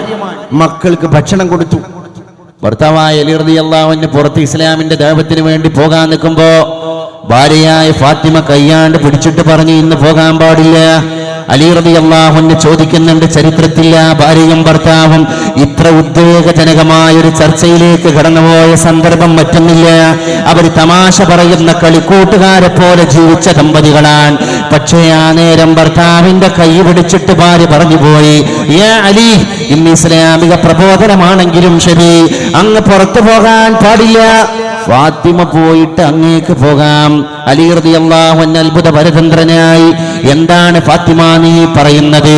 അലി റളിയല്ലാഹു അൻഹുവിന്റെ നെഞ്ചത്തേക്ക് തന്റെ തല ചായ്ച്ചു വെച്ചിട്ട് പ്രിയപ്പെട്ട ഭർത്താവിനെ മാറോടണച്ചിട്ട് രണ്ട് കൈയും റളിയല്ലാഹു അൻഹുവിന്റെ ശരീരത്തിൽ ചുറ്റി വരിഞ്ഞു പിടിച്ചിട്ട് ഫാത്തിമ ബീവി പറഞ്ഞു പോയി, എന്റെ മക്കളെ നോക്കാൻ അങ്ങയെ ചുമതലപ്പെടുത്തിയിട്ട് ഫാത്തിമ പോവുകയാണ്. ഇത് അവസാനത്തെ പോക്കാൻ, ഇത് തിരിച്ചു വരുന്ന പോക്കല്ല. എന്റെ വാപ്പ വഫാത്താകാൻ ആയിഷ താത്താന്റെ കട്ടിലിൽ കിടന്നപ്പോ, ആയിഷ ഇളയമത്താത്താന്റെ കട്ടിലിൽ കിടന്നപ്പോ, വഫാത്താകാൻ അവിടുത്തെ റൂഹ് പിടിക്കാൻ മുഖറബായ മലക്ക് അസ്റായീൽ വന്നു നിൽക്കുമ്പോ എന്റെ വാപ്പ എന്നെ വിളിച്ചിട്ടൊരു കാതിൽ സ്വകാര്യം പറഞ്ഞു, ഫാത്തിമ ഞാൻ പോവുകയാണ്. ഞാൻ പോയാൽ എന്റെ ഖബറിന്റെ അടുക്കലേക്ക് എന്നോട് ചേരുന്നത് എന്റെ കുടുംബത്തിൽ നിന്ന് നീ ആയിരിക്കും മോളെ ഫാത്തിമ. 6 മാസത്തെ അവധിയാണ് എന്റെ വാപ്പ പറഞ്ഞത്. 6 മാസം പൂർത്തിയാവുകയാണ്. ഇന്ന് സന്ധ്യക്ക് നമ്മുടെ വീട്ടിൽ ഒരു അതിഥി വരും. നമ്മൾ വിളിക്കാത്ത അതിഥി, നമ്മൾ ക്ഷണിക്കാത്ത അതിഥി, അതാണ് മുഖറബായ മലക്കുൽ മൗത്ത് അസ്റായീൽ അലൈഹിസ്സലാം. അതുകൊണ്ട് ഭർത്താവെ അങ്ങ് പോകരുത്. ഖൈബറിന്റെ കോട്ട ഒറ്റ കൈയോണ്ട് പിടിച്ച വില്ലാളി വീരനായ വീരശൂര പരാക്രമിയായ ശില പോലെ ഉറച്ചുപോയ ഹൃദയത്തിന്റെ ഉടമയായ ഇത്രയും വലിയ കഠിനമായ മനസ്സിന്റെ ഉടമയെന്ന് ശത്രുക്കളെ പറഞ്ഞുപോയ അലി റളിയല്ലാഹു അൻഹു ഒന്ന് വിതുമ്പിപ്പോയത് പോലും ചരിത്രത്തിൽ വിരളമാണ്. അവിടെ കൊച്ചുകുട്ടിയെപ്പോലെ പൊട്ടിക്കരഞ്ഞുപോയി, ആട്ടിൻകുട്ടിയെപ്പോലെ ഒന്ന് ചുരുങ്ങിപ്പോയി പരിശുദ്ധനായ ഭർത്താവ് അലി ഇബ്നു അബീ ത്വാലിബ് എന്ന് ചരിത്രം സാക്ഷി പറയുകയാണ്. പ്രിയപ്പെട്ടവരെ, അങ്ങനെ ഫാത്തിമ ബീവി വിട പറയുന്നതിന്റെ മുമ്പ് 2 വസിയ്യത്താണ്. ഒന്നാമത്തെ വസിയ്യത്ത് എന്താണ്? എന്നെ രാത്രി തന്നെ ഈ മയ്യത്ത് മണ്ണിലേക്ക് എടുക്കണം. ഫാത്തിമ രാത്രിയാണ് കണ്ണടക്കുക. ഫാത്തിമാന്റെ വീട്ടിലേക്ക് രാത്രിയാണ് അസ്റായീൽ വരിക. നേരം വെളുക്കാൻ കാത്തു നിൽക്കാതെ എന്റെ ശരീരം 6 അടി മണ്ണിലേക്ക് രാത്രി തന്നെ എടുക്കണം എന്ന് ഒന്നാമത്തെ വസിയ്യത്ത്. രണ്ടാമത്തെ വസിയ്യത്ത് എന്താണ്? അത് മറ്റൊന്നുമല്ല, എന്റെ ശരീരം നിങ്ങളെ മയ്യത്ത് കട്ടിലിലേക്ക് വെക്കും. എന്നാൽ എന്റെ ശരീരം കൊണ്ടുപോകാൻ ഉപയോഗിക്കപ്പെടുന്ന മയ്യത്ത് കട്ടിൽ എന്റെ വീട്ടുവളപ്പിൽ 2 മാസം മുമ്പ് തന്നെ എത്യോപ്യയിലെ ആശാരിയുമായി ബന്ധപ്പെട്ട് ഞാൻ പറഞ്ഞുണ്ടാക്കിയ സെയ്ഡ് മറക്കപ്പെട്ട മയ്യത്ത് കട്ടിലിൽ തന്നെ എന്റെ ശരീരം വഹിച്ചു കൊണ്ടുപോകണം. ഈ 2 വസിയ്യത്ത് ഇന്നത്തെ കുടുംബിനിക്ക് പാഠമാണ്. എന്തിനാ ഈ 2 വസിയ്യത്ത് ഫാത്തിമ ബീവി മനഃപൂർവ്വം പറഞ്ഞത്? ചരിത്രത്തിൽ നിന്ന് മനസ്സിലാക്കാൻ സാധിക്കും, അന്നത്തെ കാലത്ത് വരെ ആദ്യമായിട്ട് സെയ്ഡ് മറച്ച മയ്യത്ത് കട്ടിലിന്റെ ഇനാഗുറേഷൻ നിർവഹിച്ചത് ഫാത്തിമത്തുസ് സഹ്റ ബത്തൂൽ റളിയല്ലാഹു അൻഹ. ആ കാലം വരെ, ആ നിമിഷം വരെ, ആ ഘട്ടം വരെ ആണായാലും ശരി പെണ്ണായാലും ശരി ആര് മരിച്ചാലും ഒരു പ്ലെയിനായ പലക, ആ പലകയുടെ മുകളിൽ മരിപ്പറമ്പിലൂടെ അങ്ങനെ കലിമ ചൊല്ലി ലാ ഇലാഹ ഇല്ലല്ലാഹ് ചൊല്ലി മയ്യത്തിനെ പള്ളിക്കാട്ടിലേക്ക് കൊണ്ടുപോകുന്ന ദൃശ്യങ്ങളാണ്. അതിന് മാറ്റം വരുത്തിയത് ഫാത്തിമ ബീവിയാണ്. എന്തിന്? ഫാത്തിമ ബീവി അവിടെ ശാഠ്യം പിടിക്കാൻ കാരണം, എൻ്റെ മയ്യത്ത് നിങ്ങൾ മയ്യത്ത് കട്ടിലിലേക്ക് വെച്ചിട്ട് ആ പലകങ്ങനെ കൊണ്ടുപോകുമ്പോൾ ഈ മനുഷ്യന്മാർ കാണുകയാണല്ലോ. ഫാത്തിമാൻ്റെ ശരീരം അവർ കണ്ടിട്ടില്ലെങ്കിലും ഫാത്തിമാൻ്റെ ശരീരത്തിൽ ടൈറ്റായി ചുറ്റി തുന്നപ്പെട്ട ശീലയിൽ പൊതിഞ്ഞ എൻ്റെ ശരീരം കാണുമ്പോൾ മനസ്സുകൊണ്ട് ആണുങ്ങളായ എന്നെ കൊണ്ടുപോകുക. ആ ആണുങ്ങൾ അളക്കും ഫാത്തിമാൻ്റെ ശരീരത്തിൻ്റെ ഡപ്തി ഇത്ര, ഫാത്തിമാൻ്റെ ശരീരത്തിൻ്റെ ആകാരം ഇങ്ങനെ. ഒരു പർദ്ദ ധരിച്ചപ്പോൾ പോലും ഒരാണിന് പോലും പിടുത്തം കിട്ടിയിട്ടില്ല ഫാത്തിമാൻ്റെ തടി എങ്ങനെയാണ്, ഫാത്തിമാന്റെ ശരീരത്തിന്റെ ആകാര വടിവ് എങ്ങനെയാണ്, ലോകം കണ്ട സുന്ദരി പെൺകുട്ടിയുടെ ശരീരത്തിന്റെ രൂപഭേദം എങ്ങനെയാണ് എന്നൊരാണിന് പോലും പിടുത്തം കിട്ടിയിട്ടില്ല. ഇനി ഞാൻ മരിച്ചിട്ടായിട്ടത് പിടുത്തം കിട്ടണ്ട. അതുകൊണ്ട് എൻ്റെ മയ്യത്തിനെ കൊണ്ടുപോകുമ്പോൾ സൈഡ് മറച്ച മയ്യത്ത് കട്ടിലിൽ കൊണ്ടുപോകണം. അപ്പൊ ഇറക്കുമ്പോൾ കാണൂലേ, അതിനാണ് ആ മഹദി ഒന്നാമത്തെ വസിയത്തിൽ എൻ്റെ മയ്യത്ത് മറമാടുന്നത് രാത്രിയാകണം എന്ന് പറഞ്ഞത്. ഓ, ഇങ്ങനെയുണ്ടോ ഒരു ലോജിക്? മരണനേരത്ത് പോലും സഹോദരി നമ്മുടെ മുമ്പിലേക്ക് ഔറത്തിന്റെ മനഃശാസ്ത്രം പഠിപ്പിച്ചു തന്ന കുടുംബിനിയായ ഫാത്തിമ റളിയല്ലാഹു അൻഹാ, എന്തേ ആ പെൺകുട്ടിക്ക് സ്വർഗത്തിലെ പെണ്ണുങ്ങളുടെ നേതാവായിക്കൂടെ? എല്ലാ ക്വാളിഫിക്കേഷനും നേടിയിട്ടാ പോയത്. വാപ്പ സ്വർണ്ണമാല ഊരി എറിയാൻ പറഞ്ഞപ്പോൾ ഊരി എറിഞ്ഞു. ആ നേരത്ത് തന്നെ ഫാത്തിമ ബീബി പറയുന്നുണ്ട്, ആ മാലന്റെ കൂടെ ബാക്കിയായ കുറച്ച് സ്വർണ്ണം എടുത്തിട്ട് എൻ്റെ മകൻ ഹസന്റെ കയ്യിൽ ഞാനൊരു വളയിട്ട് കൊടുത്തിരുന്നു. എൻ്റെ വാപ്പ സ്വർണം ഊരാൻ പറഞ്ഞപ്പോൾ ഹസന്റെ കയ്യിലെ വളയും ഊരാൻ ഞാൻ ശ്രമിച്ചു. എൻ്റെ ഹസൻ വിമുഖത കാട്ടി. ആ കുട്ടി സമ്മതിച്ചില്ല. എൻ്റെ ഉമ്മ എൻ്റെ കയ്യിലിരിക്കുന്ന സ്വർണ്ണവള അവിടെ ഇരിക്കട്ടെ, അത് ഞാൻ സമ്മതിക്കില്ല എന്ന് പറഞ്ഞു. അവസാനം ആ ഉമ്മ ചെയ്ത പണി എന്താ? കുഞ്ഞുമോനെ കഥ പറഞ്ഞിട്ട് ഈത്തപ്പനത്തോട്ടത്തിലേക്ക് അങ്ങനെ കൊണ്ടുപോയി. ഈത്തപ്പനയിൽ നിന്ന് താഴേക്ക് വീണൊരു മടലോലയിൽ നിന്ന് നമ്മളൊക്കെ നമ്മുടെ കരയുന്ന മക്കൾക്ക് തേങ്ങന്റെ ഓലയിൽ നിന്ന് വാച്ചുണ്ടാക്കി കൊടുക്കും പോലെ ഫാത്തിമ ബീവി പറയാണ്, എൻ്റെ കുശുമ്പ് കാട്ടുന്ന ഹസന്റെ സ്വർണവള ഊരാൻ ഞാൻ ഈത്തപ്പനത്തോട്ടത്തിലൂടെ എൻ്റെ ഹസന്റെ കൈ പിടിച്ചിട്ട് നടന്നുപോയി. അവിടെ വീണ് കിടക്കുന്ന ഈന്തയോലയിൽ നിന്നൊരു വളയുണ്ടാക്കി അത് സ്വർണവള ധരിക്കാത്ത മറ്റേ കയ്യിൽ ഇട്ടുകൊടുത്തിട്ട് എൻ്റെ പൊന്നുമോന്റെ ശ്രദ്ധ മുഴുവൻ ഞാൻ ആ വളയിലേക്ക്, ഈത്തപ്പനയോലയുടെ വളയിലേക്ക് തിരിച്ചിട്ട് ഇപ്പുറത്ത് ഞാൻ തമാശക്കിടയിലൂടെ എൻ്റെ മകന്റെ കയ്യിൽ നിന്ന് സ്വർണവള ഊരിപ്പോയി എന്ന് മദീനയിലെ ചായം പൂശാത്ത ചെറ്റക്കുടിലിൽ ഇരുന്ന നായിക മകന്റെ കയ്യിലെ വള ഊരിയ രംഗം പോലും വിശദീകരിക്കാൻ. അപ്പോ ഇത്ര ദൈന്യത തുളുമ്പിയ ഒരു ജീവിതം അല്ലേ? ഒരു പെണ്ണിന് പെണ്ണിന്റെ സ്റ്റാറ്റസിലേക്ക് കടന്നു പോകുന്നതിൻ്റെ കൂടെ തന്നെ ഇങ്ങനെയൊക്കെ ചില അറ്റ്മോസ്ഫിയർ ജീവിതത്തിൽ ഉണ്ടാക്കിയെടുക്കാൻ സാധിക്കും എന്നുകൂടി ഇസ്ലാം നമ്മളെ പഠിപ്പിക്കുകയാണ്. ആ ഒരു തത്വശാസ്ത്രമാണ് ഫാത്തിമ ബീവിയും ആയിഷ ബീവിയും ഒക്കെ നമ്മളെ പഠിപ്പിച്ചത്. എന്നാ പെണ്ണിന്റെ അവകാശം എല്ലാം അനുവദിച്ചു കൊടുത്തിട്ടുണ്ട്, എല്ലാ സ്വാതന്ത്ര്യവും അനുവദിച്ചു കൊടുത്തിട്ടുണ്ട്. ഞാൻ പറഞ്ഞല്ലോ, ആയിഷ ബീവിയായിട്ട് ഓട്ട മത്സരം നടത്തിയ രംഗം. വിശുദ്ധയായ ആത്തിഖ ബീവി റളിയല്ലാഹു അൻഹാ, ഉമർ റളിയല്ലാഹു അൻഹു തന്റെ വീട്ടിൽ എന്തോ ഒരു കാര്യം ചർച്ച ചെയ്തുകൊണ്ടിരുന്നപ്പോ ആത്തിഖ ബീവി അടുക്കളയിൽ നിന്ന് ആ കാര്യത്തിൽ ഒന്ന് ഇടയിൽ കയറിയിട്ട് പറഞ്ഞപ്പോ ഭർത്താവായ ഉമർ റളിയല്ലാഹു അൻഹു ആത്തിഖയോട് പറഞ്ഞു, ആത്തിഖ നീ അവിടെ നിൽക്ക്, നിങ്ങൾ പെണ്ണുങ്ങൾക്ക് അഭിപ്രായം പറയാനായിട്ടില്ല. അപ്പൊ ആത്തിഖ ബീവി നേരെ മകളടുത്തേക്ക് പോയി. ഇവര് രണ്ടുപേരുടെയും മകള് പരിശുദ്ധ റസൂലിന്റെ ഭാര്യയാണ്. ഹഫ്സയുടെ അടുക്കലേക്ക് കടന്നുപോയി. ആത്തിഖ ഉമർ റളിയല്ലാഹു അൻഹുവിന്റെ ഭാര്യയായ ആത്തിഖ മകളായ ഹഫ്സയെ സമീപിച്ചിട്ട് ചോദിച്ചു, ഹഫ്സ, പരിശുദ്ധ തിരുമേനി ഭാര്യന്മാരോട് എങ്ങനെയാണ് പെരുമാറാറുള്ളത്? അവിടുത്തെ അടുക്കളയിൽ ഭാര്യന്മാർക്ക് മറുപടി പറയാൻ സ്വാതന്ത്ര്യമില്ലയോ? ഹഫ്സ അടുക്കളയിലേക്ക് കയറി വന്നിട്ട് പിതാവിന്റെ മുഖത്ത് നോക്കിയിട്ട് പറഞ്ഞു, ഉമർ തങ്ങളെ, എന്റെ പിതാവായ ഉമറെ, അങ്ങൊന്ന് മനസ്സിലാക്കണം, ഞങ്ങൾ ഭാര്യന്മാർക്ക് പറയാനുള്ള എല്ലാ കാര്യങ്ങളിലും പൂർണ്ണ സ്വാതന്ത്ര്യം അവിടുന്ന് വകവെച്ചു തരുമായിരുന്നു. മുറലിയല്ലാവിനോട് അവിടെ ഇരുന്നു ചരിത്രം പറയാൻ. ആ ഹഫ്സ ബീവി പെണ്ണുങ്ങൾക്ക് വേണ്ടി ഒരുപാട് ഇടപെട്ടിട്ടുണ്ട്. നിങ്ങൾക്കറിയോ, ഭർത്താവ് ഭാര്യയെ വിട്ട് പിരിഞ്ഞ് നിൽക്കാൻ ഇസ്ലാം അനുവാദം കൊടുക്കുന്നത് 4 മാസമാണ്. 4 മാസം. എന്ത് പ്രവാസ ലോക ജീവിതമാണെങ്കിലും ശരി, ഒരു പെണ്ണിനെ, ഒരു ആണിനെ ഇസ്ലാമികമായി വിട്ടുപിരിഞ്ഞ് നിൽക്കാൻ മതം അനുവദിക്കുന്നത് 4 മാസമാണ്. ഇതിന്റെ ചർച്ച എങ്ങനെയാണ് ഉമർ റളിയല്ലാഹു അൻഹുവിന്റെ ഭരണകാലത്ത് ഉണ്ടാകുന്നത്? ഉമർ റളിയല്ലാഹു അൻഹുവിനെ പറ്റി അന്താരാഷ്ട്ര ലോക ചരിത്രത്തിൽ തന്നെ അമേരിക്കൻ ബുദ്ധിജീവികളടക്കം പറയുന്നത് രാത്രിഞ്ചരൻ എന്നാണ്. രാത്രി സഞ്ചരിക്കുന്ന ഭരണാധികാരി ഖലീഫ ഉമർ റളിയല്ലാഹു അൻഹു, രാത്രിഞ്ചരൻ. രാവിലെ ഉച്ചനേരത്തെ മരിപ്പറമ്പിലെ ബദാമരച്ചുവട്ടിൽ ഉറങ്ങും. രാത്രി നടക്കാനാണ്. അരണ്ട നിലാവിന്റെ വെളിച്ചത്തിൽ, നിലാവ് പോലുമില്ലാത്ത ഇരുട്ടാണെങ്കിൽ ചൂട്ട് കത്തിച്ചിട്ട് നടക്കുകയാണ്. ഏതോ ഒരു വിളക്കിന്റെ പ്രഭയിൽ നടക്കുകയാണ്. ഉറക്കില്ല. ഈ ഖലീഫ അങ്ങനെ നടക്കാൻ.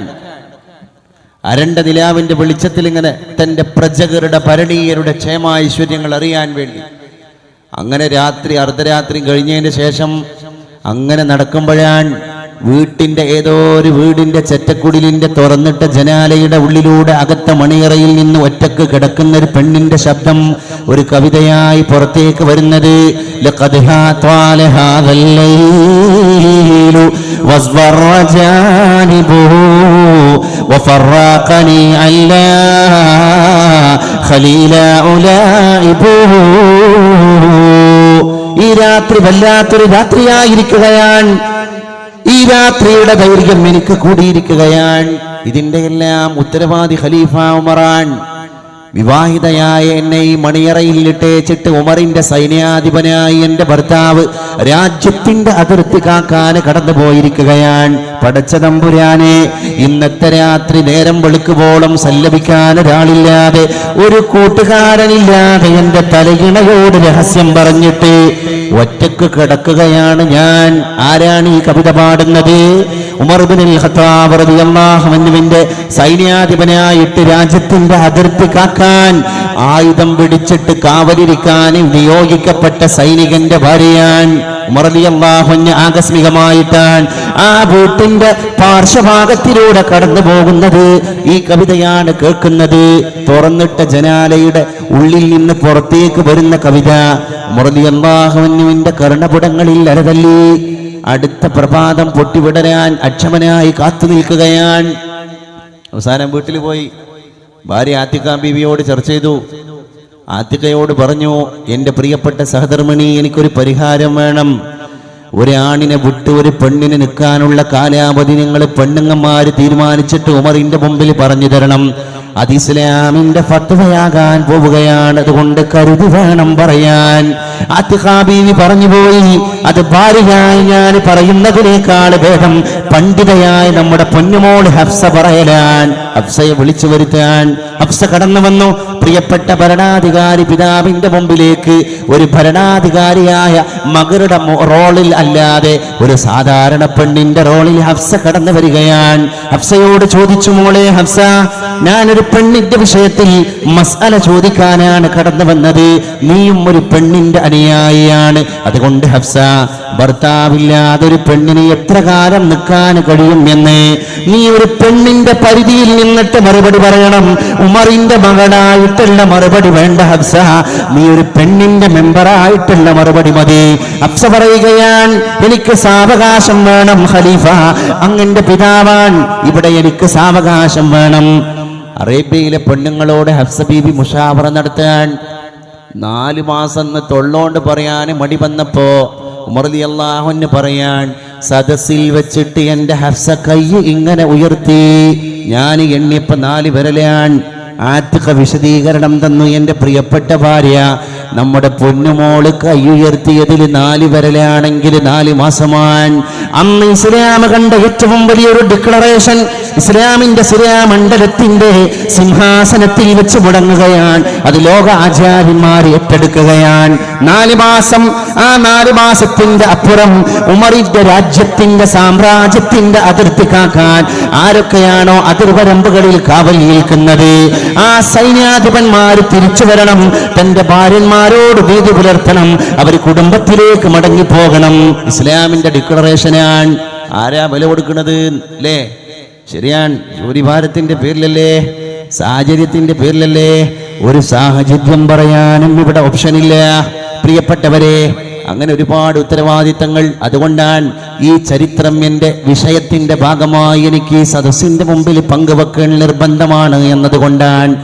ജാമ്യം ആയ രീതിയിൽ മുൻകൂർ ജാമ്യമായിട്ട് ഞാൻ എസ് എ ജമീലിന്റെ അബുദാബിയിലുള്ള എന്ന് പറയുന്ന പാട്ട് തുടങ്ങിയിട്ട് തന്നെ എൻ്റെ പ്രഭാഷണം ആരംഭിക്കാനുണ്ടായ ചേതോവികാരം, അതിന് എസ് എ ജമീൽ തന്നെ മറുപടി പറഞ്ഞുകൊണ്ട് ഞാൻ കൂടുതൽ വിശദീകരിക്കേണ്ട കാര്യമില്ല.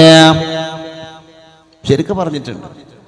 അതിൽ ഭാര്യ ഭർത്താവിന് കത്തെഴുതിയപ്പം തന്നെ പറഞ്ഞിട്ടുണ്ട്, ഞങ്ങളും മലക്കുകളൊന്നും അല്ല. മലക്കല്ല പെണ്ണെന്നത് വല്ലാത്തൊരു വാക്കാണ്, മനസ്സിൽ വെടിവെച്ചൊരിരട്ട കുഴൽ തോക്കാണ്, മാനാഭിമാനമുള്ള പുരുഷന്റെ നേർക്കാണ്, മറുപടി പറയാനായി കഴിയുന്നതുമാർക്കാണ്.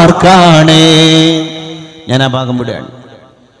പ്രിയപ്പെട്ടവരെ, പരിശുദ്ധ റസൂൽ സല്ലല്ലാഹു അലൈഹി വസല്ലം അവസാനമായി ഒരു പെണ്ണ് രക്ഷപ്പെടാൻ, ഒരു പെണ്ണിന് സെക്യൂരിറ്റി കിട്ടാൻ എന്ന് മാത്രമല്ല, ഒരു പെണ്ണ് ലോകത്തിന്റെ മുമ്പിൽ മാതൃകയാകാനുള്ള ആറാമത്തെ കാര്യമായി നമ്മളെ പഠിപ്പിച്ചത് അവൾ മസ്കനാവലാണ്.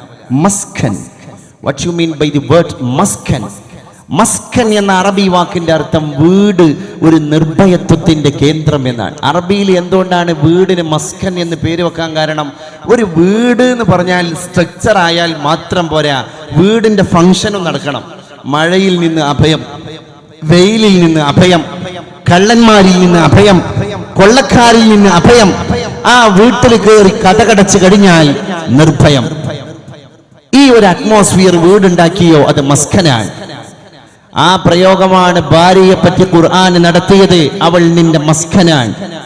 ഭർത്താവിന് അഭയം കൊടുക്കേണ്ടത് പെണ്ണാണ്.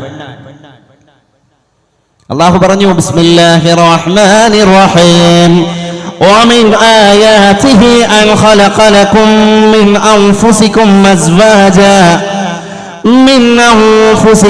أزواجا لتسكنوا إليها وجعل بينكم مودة ورحمة. ومن آياته അവന്റെ ദൃഷ്ടാന്തങ്ങളിൽപ്പെട്ടതാണ്. അൻ ഖലഖ ലക്കും, ദമ്പതികളെ അവൻ നിങ്ങൾക്ക് വേണ്ടി ക്രിയേറ്റ് ചെയ്തു തന്നിരിക്കുകയാണ്. ഭർത്താക്കന്മാരെ നിങ്ങൾക്ക് വേണ്ടി അള്ളാഹു ഉണ്ടാക്കി സൃഷ്ടിച്ചു തന്നിരിക്കുകയാണ്. അസ്വാജ, ഇണതുണകളെ നൽകിയിരിക്കുകയാണ്. എന്തിനാണ് ഭർത്താക്കന്മാരെ നിങ്ങൾക്ക് ഭാര്യന്മാരെ തന്നത്? ലിതസ്കുനു ഇലൈഹാ, നിങ്ങൾ അവളിലേക്ക് കൂടണയാൻ അല്ലെങ്കിൽ വീടണയാൻ. ലിതസ്കുനു, ഇതിന്റെ തഫ്സീറിൽ കാണാം ഭാര്യയുടെ റോള് മസ്കൻ, വീടിന്റെ റോളാണ്. അത് ഖദീജ ബീവി വളരെ ഭംഗിയായിട്ട് നിർവഹിച്ചിട്ടുണ്ടല്ലോ. പുറത്തു പോയിട്ട് ശത്രുക്കളുടെ ആക്ഷേപങ്ങളെല്ലാം സഹിക്കവയ്യാതെ വീട്ടിൽ വരുമ്പോ എന്റെ മസ്കൻ എന്റെ ഖദീജയാണ് എന്ന് വിശുദ്ധ റസൂൽ എത്ര സ്ഥലത്താണ് പറഞ്ഞത്. ഞാൻ നേരത്തെ പറഞ്ഞ ചരിത്രത്തിന്റെ ശ്രദ്ധചിന്തകളും അത് തന്നെയാണ് ഓർമ്മപ്പെടുത്തുന്നത്. വഹയിന്റെ ഭാരം പേറിയിട്ട് തിരിച്ചു വരുമ്പോഴും ഖദീജ പറഞ്ഞത് റളിയല്ലാഹു അൻഹാ, അങ്ങെന്തിന് വിഷമിക്കണം, അങ്ങ് നല്ലോനാണ്, അങ്ങ് നീതി ചെയ്യുന്നവനാണ്, അങ്ങ് കുടുംബബന്ധം ചേർക്കുന്ന ആളാണ്, അള്ളാഹു അങ്ങയെ വെറുതെ ആക്കൂടെ ഭർത്താവേ എന്ന് ഖദീജ ബീവി പറഞ്ഞു. നമ്മളിൽ എത്ര ആളുകൾക്ക് തന്റെ ഭർത്താവിന്റെ മുമ്പിൽ ഇങ്ങനെ മസ്കനാകാൻ സാധിച്ചിട്ടുണ്ട്? ഉള്ള പ്രാരാബ്ദങ്ങൾ മുഴുവൻ പറയാൻ പെണ്ണുങ്ങന്മാർക്ക് നല്ല സമയം ഉണ്ടാകാറുണ്ട് അല്ലേ? ഉള്ള പ്രാരാബ്ദം മുഴുവൻ ഏതോ ഒരു മിനിക്കഥയിൽ വായിച്ചിട്ടുണ്ട്. ഇങ്ങനെ ഇല്ലായ്മ പറഞ്ഞ് ഭ്രാന്ത് പിടിച്ചു പോയി ഭർത്താവിന്. കാരണം ഇവിടെ മുളകില്ല, ഇവിടെ മഞ്ഞളില്ല അല്ലേ, ഇവിടെ മല്ലിയില്ല, ഇവിടെ പഞ്ചസാരയില്ല, എന്നെങ്കിലും ഉണ്ട് എന്ന് പറഞ്ഞനടി എന്ന് ഇയാൾ ചോദിച്ചപ്പോൾ നമ്മളാണ്ട് തുടങ്ങി. ഇവിടെ മുളകില്ലായ്മയുണ്ട്, ഇവിടെ പഞ്ചസാര ഇല്ലായ്മയുണ്ട്, ഇവിടെ അരിയില്ലായ്മയുണ്ട്. എന്നാലും ആർക്കാ കേട്? ഒന്ന് മംഫിയായിരുന്നു, രണ്ട് മുസ്ബത്തായിരുന്നു. കച്ചവടം ആർക്കാ ലാഭം? നഫി ആയാലും ഇസ്ബാത്തായാലും ആർക്കാണ് കച്ചവടത്തിലെ ലാഭം? പ്രോഫിറ്റ് ആർക്കാണ് എന്നൊരു തമാശ രൂപേണ ഏതോ ഒരു കഥയിൽ വായിച്ചു പോയപ്പോ അതിന്റെ യാഥാർത്ഥ്യമാണ് ഇന്ന് പല കുടുംബങ്ങളിലും കടന്നു വരുന്നത് എന്ന് കൂടി നമ്മൾ മനസ്സിലാക്കണം. അതുകൊണ്ട് എൻ്റെ പ്രിയപ്പെട്ടവരെ, ഷെയറിങ് ശരിക്കും നടക്കണം. ഷെയറിങ് നടക്കേണ്ടത് വാട്സപ്പിലും ഫേസ്ബുക്കിലും അല്ല, സ്വന്തം ഭർത്താവിന്റെ മുമ്പിലാണ്. സ്വന്തം ഭർത്താവിന്റെ മുമ്പിലാണ്. നമ്മളിൽ എത്ര പേര് നമുക്കുണ്ടായ അസ്വാരസ്യങ്ങളെ നമ്മുടെ ഹസ്ബൻഡിന്റെ മുമ്പിൽ പോയി ഷെയർ ചെയ്തു? അതൊരു വിഷയമല്ലേ? ഷെയറിങ് നടക്കണം. സോഷ്യൽ മീഡിയയിലല്ല ഷെയറിങ് നടക്കേണ്ടത്. ഒരു ചരിത്രത്തിന്റെ പശ്ചാത്തലത്തിലൂടെ ഉമർ റളിയല്ലാഹു അൻഹു ഇത് നമ്മളെ പഠിപ്പിച്ചിരിക്കുകയാണ്. അന്നൊക്കെ സ്ത്രീകൾ പള്ളിയിലേക്ക് ഉണ്ടായിരുന്നു. പിന്നെ ഇസ്ലാം അതിനെ പൂർണ്ണമായി നിരുത്സാഹപ്പെടുത്തി. പള്ളിയിലേക്ക് പെണ്ണുങ്ങൾ ആവശ്യത്തിനനുസരിച്ചിട്ട് പോയി നിസ്കരിച്ചു പോരാറുണ്ടായിരുന്നു. നമ്മളൊക്കെ ഉംറക്ക് പോകുന്ന സമയത്ത് സ്ത്രീകളൊക്കെ ഹറമിൽ വന്നിട്ട് നിസ്കരിച്ചു പോണ മാതിരി അന്ന് മദീനത്തെ പള്ളിയിൽ വന്നിട്ട് ഉമർ റളിയല്ലാഹു അൻഹുവിന്റെ ഭാര്യയായ ആതിഖ ബീവിയും പെണ്ണുങ്ങൾ നിസ്കരിക്കുന്ന മുസല്ല നിസായിൽ പോയി ജമാഅത്തിൽ കൂടിയിട്ട് വീട്ടിലേക്ക് തിരിച്ചു പോകാറുണ്ടായിരുന്നു. പക്ഷേ എങ്ങനെയുണ്ട് എന്റെ ആതിഖ എന്നൊന്ന് പരീക്ഷിക്കാൻ ഉമർ റളിയല്ലാഹു അൻഹു ഒരു ദിവസം തീരുമാനിക്കാൻ. ആതിഖ ബീവി മദീനത്തെ പള്ളിയിൽ നിന്ന് ഇശാ നിസ്കാരം എല്ലാം കഴിഞ്ഞ് വീട്ടിലേക്ക് ഇങ്ങനെ പോകുന്ന വഴിയിൽ ഉമർ റളിയല്ലാഹു അൻഹുവായ ഭർത്താവ് ഒരു കുറ്റിക്കാട്ടിൽ ഒളിച്ചിരുന്നു. ആ വഴി പാസ് ചെയ്ത് തന്റെ ഭാര്യ കടന്നു പോയതോടുകൂടെ പിന്നിൽ നിന്ന് കുറ്റിക്കാട്ടിൽ നിന്ന് ഉമർ റളിയല്ലാഹു അൻഹു ഉയർന്നിട്ട് ആതിഖ ബീവിയുടെ പുറത്തൊന്ന് തോണ്ടി. ആതിഖ ബീവി പിന്നിലേക്ക് തിരിഞ്ഞുപോ നോക്കുക പോലും ചെയ്യാതെ ഓടടാ ഓട്ടമാൻ വീട്ടിലേക്ക്. ഇപ്പുറത്തെ വഴിയിലൂടെ കുശാഗ്ര ബുദ്ധിക്കാരനായ കൗശലക്കാരനായ തന്റെ ഭർത്താവ് ഉമർ ഇബ്നുൽ ഖത്താബ് റളിയല്ലാഹു അൻഹു ഓടി ആതിഖ കാണാത്ത മാത്രയിലുള്ള ഒരു ഓട്ടമാൻ. ആതിഖ ബീവി അടുക്കളയുടെ വാതിലിലൂടെ വീട്ടിന്റെ ഉള്ളിലേക്ക് കയറിയപ്പോ ഇപ്പുറത്തെ വരാന്തയിലൂടെ ഉമർ ഇബ്നുൽ ഖത്താബും വീട്ടിലേക്ക് കയറി. ആതിഖ കതച്ചിട്ട് വന്നിട്ട് തന്റെ ഭർത്താവിന്റെ മുമ്പിൽ കംപ്ലൈന്റ് ചെയ്തു പോയി. യാ ഉമർ ഖദ് ഫസദ സമൻ.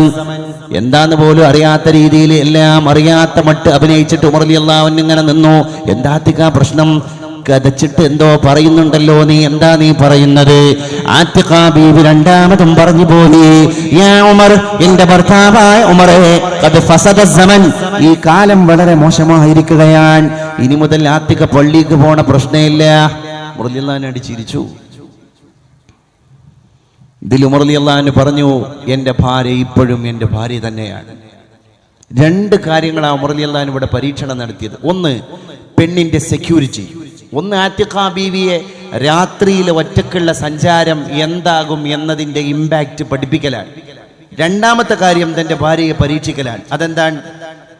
ഒറ്റക്ക് ഇങ്ങനെ യാത്ര ചെയ്ത് തിരിച്ചു വരുന്ന സന്ദർഭത്തിൽ തനിക്ക് അനുചിതമല്ലാത്തൊരു സംഭവം, ഒരു അനുഭവം ഉണ്ടായിട്ടുണ്ട്. പക്ഷേ അത് തന്റെ ഭർത്താവിനോട് അവൾ ഷെയർ ചെയ്യുന്നുണ്ടോ? അപ്പൊ ഷെയറിംഗ് ഒരു വലിയ കേസാണ്. ആതിഖ ബീവി കതച്ചു വന്നിട്ട് പറഞ്ഞത് തന്നെയാ, ഉമർ ഖദ് ഫസദ സമൻ, ഈ കാലം വളരെ മോശമായിരിക്കുകയാണ്. പിന്നെ ഭർത്താവ് തന്റെ മുമ്പിൽ, ഭാര്യയുടെ മുമ്പിൽ കാര്യങ്ങളെല്ലാം വിശദീകരിക്കാൻ. നമുക്ക് ബോധ്യപ്പെടേണ്ട ഒരു യാഥാർത്ഥ്യം എന്ന് പറയുന്നത്, ഇന്ന് ജനങ്ങൾക്കിടയിൽ അങ്ങനെയാണല്ലോ, I am alone among the people, ജനങ്ങൾക്കിടയിൽ ഞാൻ ഒറ്റക്ക് ജീവിക്കും. എന്ത് ബ്യൂട്ടി ഓഫ് ഹേർട്ടില്ലാതെ എന്ത് ഒറ്റക്കുള്ള ജീവിതം, മനസ്സ് ശരിയാകലേ പരിഹാരമുള്ളൂ. ക്ലാസിഫൈഡ്സിലൊക്കെ പരസ്യം കാണുക, എന്ത് സംഭാഷണം റെക്കോർഡ് ചെയ്യാൻ വേണ്ടി, സംഭാഷണം നടത്തുന്ന ആൾക്കാർ അറിയാതെ ഇത് റെക്കോർഡ് ചെയ്യാൻ വേണ്ടി കോൾ റെക്കോർഡറിന്റെ ഓപ്ഷൻ കയറ്റുക, എക്സെൻഡർ വഴി ഇൻസ്റ്റാൾ ചെയ്യുക. എന്ത് കാര്യം എൻ്റെ പ്രിയപ്പെട്ടവരെ, ഇങ്ങനെ ആളെ പിടിക്കാൻ നടക്കുന്നതിന് പകരം നല്ലൊരു ബോധം നമ്മുടെ സഹധർമ്മിണിക്കുണ്ടാക്കി കൊടുക്കലാണ് സെക്യൂരിറ്റി ഒരുക്കുന്നതിനേക്കാൾ ഭേദം. മക്കളുടെ സംഭാഷണം രക്ഷിതാക്കൾക്ക് പിടിക്കാൻ പെൻ ക്യാമറ എന്ന് പത്രത്തിൽ ഇന്ന് ഇടക്കിടക്ക് പരസ്യാൻ. ആ പെൻ ക്യാമറ തേടിയിട്ട് തന്റെ മക്കള് വഴികേടിലാകുന്നത് പിടിക്കാൻ നടക്കുന്ന രക്ഷിതാവേ, പെൻ ക്യാമറ കൊടുത്തിട്ട് മക്കളെ പിടിക്കുന്നതല്ല തർബിയത്ത്. പെൻ ക്യാമറയുടെ അവസരം തേടേണ്ട അവസ്ഥ എന്റെ കുട്ടി എനിക്കുണ്ടാക്കൂല എന്ന ഉറപ്പിലേക്ക്, എന്ന പരുവത്തിലേക്ക് തന്റെ മക്കളെ അച്ചടക്കം കൊടുത്തിട്ട് വളർത്തലാണ് നമ്മൾ കൊടുക്കുന്ന തർബിയത്ത്. അത് ഭാര്യയുടെ വിഷയത്തിൽ ഉണ്ടാക്കിയെടുത്തു കഴിഞ്ഞാൽ അതാണ് സമാധാനമുള്ള ജീവിതം. ഇന്ന് സംശയമാണ്.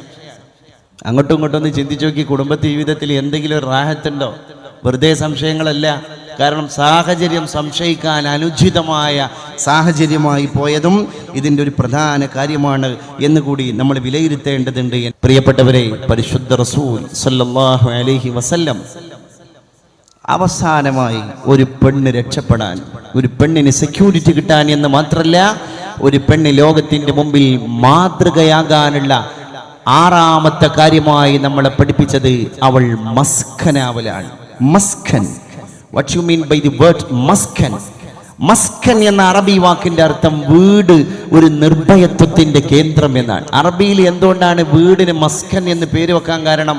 ഒരു വീട് എന്ന് പറഞ്ഞാൽ സ്ട്രക്ചർ ആയാൽ മാത്രം പോരാ, വീടിന്റെ ഫംഗ്ഷനും നടക്കണം. മഴയിൽ നിന്ന് അഭയം, വെയിലിൽ നിന്ന് അഭയം, കള്ളന്മാരിൽ നിന്ന് അഭയം, കൊള്ളക്കാരിൽ നിന്ന് അഭയം. ആ വീട്ടിൽ കയറി കഥകടച്ചു കഴിഞ്ഞാൽ നിർഭയം. ഈ ഒരു അറ്റ്മോസ്ഫിയർ വീടുണ്ടാക്കിയോ, അത് മസ്കനാണ്. ആ പ്രയോഗമാണ് ഭാര്യയെ പറ്റി ഖുർആൻ നടത്തിയത്. അവൾ നിന്റെ മസ്കനാണ്. ഭർത്താവിന് അഭയം കൊടുക്കേണ്ടത് പെണ്ണാണ്. അല്ലാഹു പറഞ്ഞു, ബിസ്മില്ലാഹിർ റഹ്മാനിർ റഹീം, ومن آياته أن خلق لكم من أنفسكم أزواجا لتسكنوا إليها وجعل بينكم مودة ورحمة. ومن آياته, അവന്റെ ദൃഷ്ടാന്തങ്ങളിൽ പെട്ടതാണ്. അൻ ഖലഖ ലക്കും, ദമ്പതികളെ അവൻ നിങ്ങൾക്ക് വേണ്ടി ക്രിയേറ്റ് ചെയ്തു തന്നിരിക്കുകയാണ്. ഭർത്താക്കന്മാരെ നിങ്ങൾക്ക് വേണ്ടി അള്ളാഹു ഉണ്ടാക്കി സൃഷ്ടിച്ചു തന്നിരിക്കുകയാണ്. അസ്വാജ, ഇണതുണകളെ നൽകിയിരിക്കുകയാണ്. എന്തിനാണ് ഭർത്താക്കന്മാരെ നിങ്ങൾക്ക് ഭാര്യന്മാരെ തന്നത്? ലിതസ്കുനു ഇലൈഹാ, നിങ്ങൾ അവളിലേക്ക് കൂടണയാൻ അല്ലെങ്കിൽ വീടണയാൻ. ലിതസ്കുനു, ഇതിന്റെ തഫ്സീറിൽ കാണാം ഭാര്യയുടെ റോള് മസ്കൻ, വീടിന്റെ റോളാണ്. അത് ഖദീജ ബീവി വളരെ ഭംഗിയായിട്ട് നിർവഹിച്ചിട്ടുണ്ടല്ലോ. പുറത്തു പോയിട്ട് ശത്രുക്കളുടെ ആക്ഷേപങ്ങളെല്ലാം സഹിക്കവയ്യാതെ വീട്ടിൽ വരുമ്പോ എന്റെ മസ്കൻ എന്റെ ഖദീജയാണ് എന്ന് വിശുദ്ധ റസൂൽ എത്ര സ്ഥലത്താണ് പറഞ്ഞത്. ഞാൻ നേരത്തെ പറഞ്ഞ ചരിത്രത്തിന്റെ ശ്രദ്ധചിന്തകളും അത് തന്നെയാണ് ഓർമ്മപ്പെടുത്തുന്നത്. വഹയിന്റെ ഭാരം പേറിയിട്ട് തിരിച്ചു വരുമ്പോഴും ഖദീജ പറഞ്ഞത് റളിയല്ലാഹു അൻഹാ, അങ്ങെന്തിന് വിഷമിക്കണം, അങ്ങ് നല്ലോനാണ്, അങ്ങ് നീതി ചെയ്യുന്നവനാണ്, അങ്ങ് കുടുംബബന്ധം ചേർക്കുന്ന ആളാണ്, അള്ളാഹു അങ്ങയെ വെറുതെ ആക്കൂടെ ഭർത്താവേ എന്ന് ഖദീജ ബീവി പറഞ്ഞു. നമ്മളിൽ എത്ര ആളുകൾക്ക് തന്റെ ഭർത്താവിന്റെ മുമ്പിൽ ഇങ്ങനെ മസ്കനാകാൻ സാധിച്ചിട്ടുണ്ട്? ഉള്ള പ്രാരാബ്ദങ്ങൾ മുഴുവൻ പറയാൻ പെണ്ണുങ്ങന്മാർക്ക് നല്ല സമയം ഉണ്ടാകാറുണ്ട് അല്ലേ? ഉള്ള പ്രാരാബ്ദം മുഴുവൻ ഏതോ ഒരു മിനിക്കഥയിൽ വായിച്ചിട്ടുണ്ട്. ഇങ്ങനെ ഇല്ലായ്മ പറഞ്ഞ് ഭ്രാന്ത് പിടിച്ചു പോയി ഭർത്താവിന്. കാരണം ഇവിടെ മുളകില്ല, ഇവിടെ മഞ്ഞളില്ല അല്ലേ, ഇവിടെ മല്ലിയില്ല, ഇവിടെ പഞ്ചസാരയില്ല, എന്നെങ്കിലും ഉണ്ട് എന്ന് പറഞ്ഞനടി എന്ന് ഇയാൾ ചോദിച്ചപ്പോൾ ഇവളാണ്ട് തുടങ്ങി, ഇവിടെ മുളകില്ലായ്മയുണ്ട്, ഇവിടെ പഞ്ചസാര ഇല്ലായ്മയുണ്ട്, ഇവിടെ അരിയില്ലായ്മയുണ്ട്. എന്നാലും ആർക്കാ കേട്? ഒന്ന് മംഫിയായിരുന്നു, രണ്ട് മുസ്ബത്തായിരുന്നു. കച്ചവടം ആർക്കാ ലാഭം? നഫി ആയാലും ഇസ്ബാത്തായാലും ആർക്കാണ് കച്ചവടത്തിലെ ലാഭം? പ്രോഫിറ്റ് ആർക്കാണ് എന്നൊരു തമാശ രൂപേണ ഏതോ ഒരു കഥയിൽ വായിച്ചു പോയപ്പോ അതിന്റെ യാഥാർത്ഥ്യമാണ് ഇന്ന് പല കുടുംബങ്ങളിലും കടന്നു വരുന്നത് എന്ന് കൂടി നമ്മൾ മനസ്സിലാക്കണം. അതുകൊണ്ട് എൻ്റെ പ്രിയപ്പെട്ടവരെ, ഷെയറിങ് ശരിക്കും നടക്കണം. ഷെയറിങ് നടക്കേണ്ടത് വാട്സപ്പിലും ഫേസ്ബുക്കിലും അല്ല, സ്വന്തം ഭർത്താവിന്റെ മുമ്പിലാണ്. സ്വന്തം ഭർത്താവിന്റെ മുമ്പിലാണ്. നമ്മളിൽ എത്ര പേര് നമുക്കുണ്ടായ അസ്വാരസ്യങ്ങളെ നമ്മുടെ ഹസ്ബൻഡിന്റെ മുമ്പിൽ പോയി ഷെയർ ചെയ്തു? അതൊരു വിഷയമല്ലേ? ഷെയറിങ് നടക്കണം. സോഷ്യൽ മീഡിയയിലല്ല ഷെയറിങ് നടക്കേണ്ടത്. ഒരു ചരിത്രത്തിന്റെ പശ്ചാത്തലത്തിലൂടെ ഉമർ റളിയല്ലാഹു അൻഹു ഇത് നമ്മളെ പഠിപ്പിച്ചിരിക്കുകയാണ്. അന്നൊക്കെ സ്ത്രീകൾ പള്ളിയിലേക്ക് ഉണ്ടായിരുന്നു. പിന്നെ ഇസ്ലാം അതിനെ പൂർണ്ണമായി നിരുത്സാഹപ്പെടുത്തി. പള്ളിയിലേക്ക് പെണ്ണുങ്ങൾ ആവശ്യത്തിനനുസരിച്ചിട്ട് പോയി നിസ്കരിച്ചു പോരാറുണ്ടായിരുന്നു. നമ്മളൊക്കെ ഉംറക്ക് പോകുന്ന സമയത്ത് സ്ത്രീകളൊക്കെ ഹറമിൽ വന്നിട്ട് നിസ്കരിച്ചു പോണ മാതിരി അന്ന് മദീനത്തെ പള്ളിയിൽ വന്നിട്ട് ഉമർ റളിയല്ലാഹു അൻഹുവിന്റെ ഭാര്യയായ ആതിഖ ബീവിയും പെണ്ണുങ്ങൾ നിസ്കരിക്കുന്ന മുസല്ല നിസായിൽ പോയി ജമാഅത്തിൽ കൂടിയിട്ട് വീട്ടിലേക്ക് തിരിച്ചു പോകാറുണ്ടായിരുന്നു. പക്ഷേ എങ്ങനെയുണ്ട് എന്റെ ആതിഖ എന്നൊന്ന് പരീക്ഷിക്കാൻ ഉമർ റളിയല്ലാഹു അൻഹു ഒരു ദിവസം തീരുമാനിക്കാൻ. ആതിഖ ബീവി മദീനത്തെ പള്ളിയിൽ നിന്ന് ഇശാ നിസ്കാരം എല്ലാം കഴിഞ്ഞ് വീട്ടിലേക്ക് ഇങ്ങനെ പോകുന്ന വഴിയിൽ ഉമർ റളിയല്ലാഹു അൻഹുവായ ഭർത്താവ് ഒരു കുറ്റിക്കാട്ടിൽ ഒളിച്ചിരുന്നു. ആ വഴി പാസ് ചെയ്ത് തന്റെ ഭാര്യ കടന്നു പോയതോടുകൂടെ പിന്നിൽ നിന്ന് കുറ്റിക്കാട്ടിൽ നിന്ന് ഉമർ റളിയല്ലാഹു അൻഹു ഉയർന്നിട്ട് ആതിഖ ബീവിയുടെ പുറത്തൊന്ന് തോണ്ടി. ആതിഖ ബീവി പിന്നിലേക്ക് തിരിഞ്ഞു നോക്കുക പോലും ചെയ്യാതെ ഓട്ടമാൻ വീട്ടിലേക്ക്. ഇപ്പുറത്തെ വഴിയിലൂടെ കുശാഗ്ര ബുദ്ധിക്കാരനായ കൗശലക്കാരനായ തന്റെ ഭർത്താവ് ഉമർ ഇബ്നുൽ ഖത്താബ് റളിയല്ലാഹു അൻഹു ഓടി ആതിഖ കാണാത്ത മാത്രയിലുള്ള ഒരു ഓട്ടമാൻ. ആതിഖ ബീവി അടുക്കളയുടെ വാതിലിലൂടെ വീട്ടിന്റെ ഉള്ളിലേക്ക് കയറിയപ്പോ ഇപ്പുറത്തെ വരാന്തയിലൂടെ ഉമർ ഇബ്നുൽ ഖത്താബും വീട്ടിലേക്ക് കയറി. ആതിഖ കതച്ചിട്ട് വന്നിട്ട് തന്റെ ഭർത്താവിന്റെ മുമ്പിൽ കംപ്ലൈന്റ് ചെയ്തു പോയി. യാ ഉമർ ഖദ് ഫസദ സമൻ. എന്താന്ന് പോലും അറിയാത്ത രീതിയിൽ എല്ലാം അറിയാത്ത മട്ട് അഭിനയിച്ചിട്ട് ഉമർ റളിയല്ലാഹു അൻഹു ഇങ്ങനെ നിന്നു. എന്താ ആതിഖ പ്രശ്നം? കതച്ചിട്ട് എന്തോ പറയുന്നുണ്ടല്ലോ, എന്താ നീ പറയുന്നത്? ആതിഖ ബീവി രണ്ടാമതും പറഞ്ഞു പോയി, യാ ഉമർ, എന്റെ ഭർത്താവായ ഉമറേ, ഖദ് ഫസദ സമൻ, ഈ കാലം വളരെ മോശമായിരിക്കുകയാണ്. ഇനി മുതൽ ആതിഖ പള്ളിക്ക് പോണ പ്രശ്നമില്ല. ഉമർ റളിയല്ലാഹു അൻഹു ചിരിച്ചു. ഇതിൽ ഉമർ റളിയല്ലാഹു അൻഹു പറഞ്ഞു, എന്റെ ഭാര്യ ഇപ്പോഴും എന്റെ ഭാര്യ തന്നെയാണ്. രണ്ട് കാര്യങ്ങളാണ് ഉമർ റളിയല്ലാഹു അൻഹു ഇവിടെ പരീക്ഷണം നടത്തിയത്. ഒന്ന്, പെണ്ണിന്റെ സെക്യൂരിറ്റി. ഒന്ന്, ആതിഖ ബീവിയെ രാത്രിയിലെ ഒറ്റക്കുള്ള സഞ്ചാരം എന്താകും എന്നതിന്റെ ഇമ്പാക്റ്റ് പഠിപ്പിക്കലാണ്. രണ്ടാമത്തെ കാര്യം തന്റെ ഭാര്യയെ പരീക്ഷിക്കലാണ്. അതെന്താണ്? ഒറ്റക്ക് ഇങ്ങനെ യാത്ര ചെയ്ത് തിരിച്ചു വരുന്ന സന്ദർഭത്തിൽ തനിക്ക് അനുചിതമല്ലാത്തൊരു സംഭവം, ഒരു അനുഭവം ഉണ്ടായിട്ടുണ്ട്. പക്ഷേ അത് തന്റെ ഭർത്താവിനോട് അവൾ ഷെയർ ചെയ്യുന്നുണ്ടോ? അപ്പൊ ഷെയറിംഗ് ഒരു വലിയ കേസാണ്. അതികാബിവി കതച്ചു വന്നിട്ട് പറഞ്ഞത് തന്നെയാ ഉമർ ഖദ് ഫസദ് സമൻ, ഈ കാലം വളരെ മോശമായിരിക്കാൻ. പിന്നെ ഭർത്താവ് തന്റെ മുമ്പിൽ, ഭാര്യയുടെ മുമ്പിൽ കാര്യങ്ങളെല്ലാം വിശദീകരിക്കാൻ. നമുക്ക് ബോധ്യപ്പെടേണ്ട ഒരു യാഥാർത്ഥ്യം എന്ന് പറയുന്നത് ഇന്ന് ജനങ്ങൾക്കിടയിൽ അങ്ങനെയാണല്ലോ. I am alone among the people, ജനങ്ങൾക്കിടയിൽ ഞാൻ ഒറ്റക്ക് ജീവിക്കും. എന്ത് ഹേർട്ട്, ബ്യൂട്ടി ഓഫ് ഹേർട്ട് ഇല്ലാതെ എന്ത് ഒറ്റക്കുള്ള ജീവിതം. മനസ്സ് ശരിയാകലേ പരിഹാരമുള്ളൂ. ക്ലാസിഫൈഡ്സിലൊക്കെ പരസ്യം കാണുക, എന്ത് സംഭാഷണം റെക്കോർഡ് ചെയ്യാൻ വേണ്ടി, സംഭാഷണം നടത്തുന്ന ആൾക്കാർ അറിയാതെ ഇത് റെക്കോർഡ് ചെയ്യാൻ വേണ്ടി റെക്കോർഡർ, കോൾ റെക്കോർഡറിന്റെ ഓപ്ഷൻ കയറ്റുക, എക്സെൻറ്റർ വഴി ഇൻസ്റ്റാൾ ചെയ്യുക.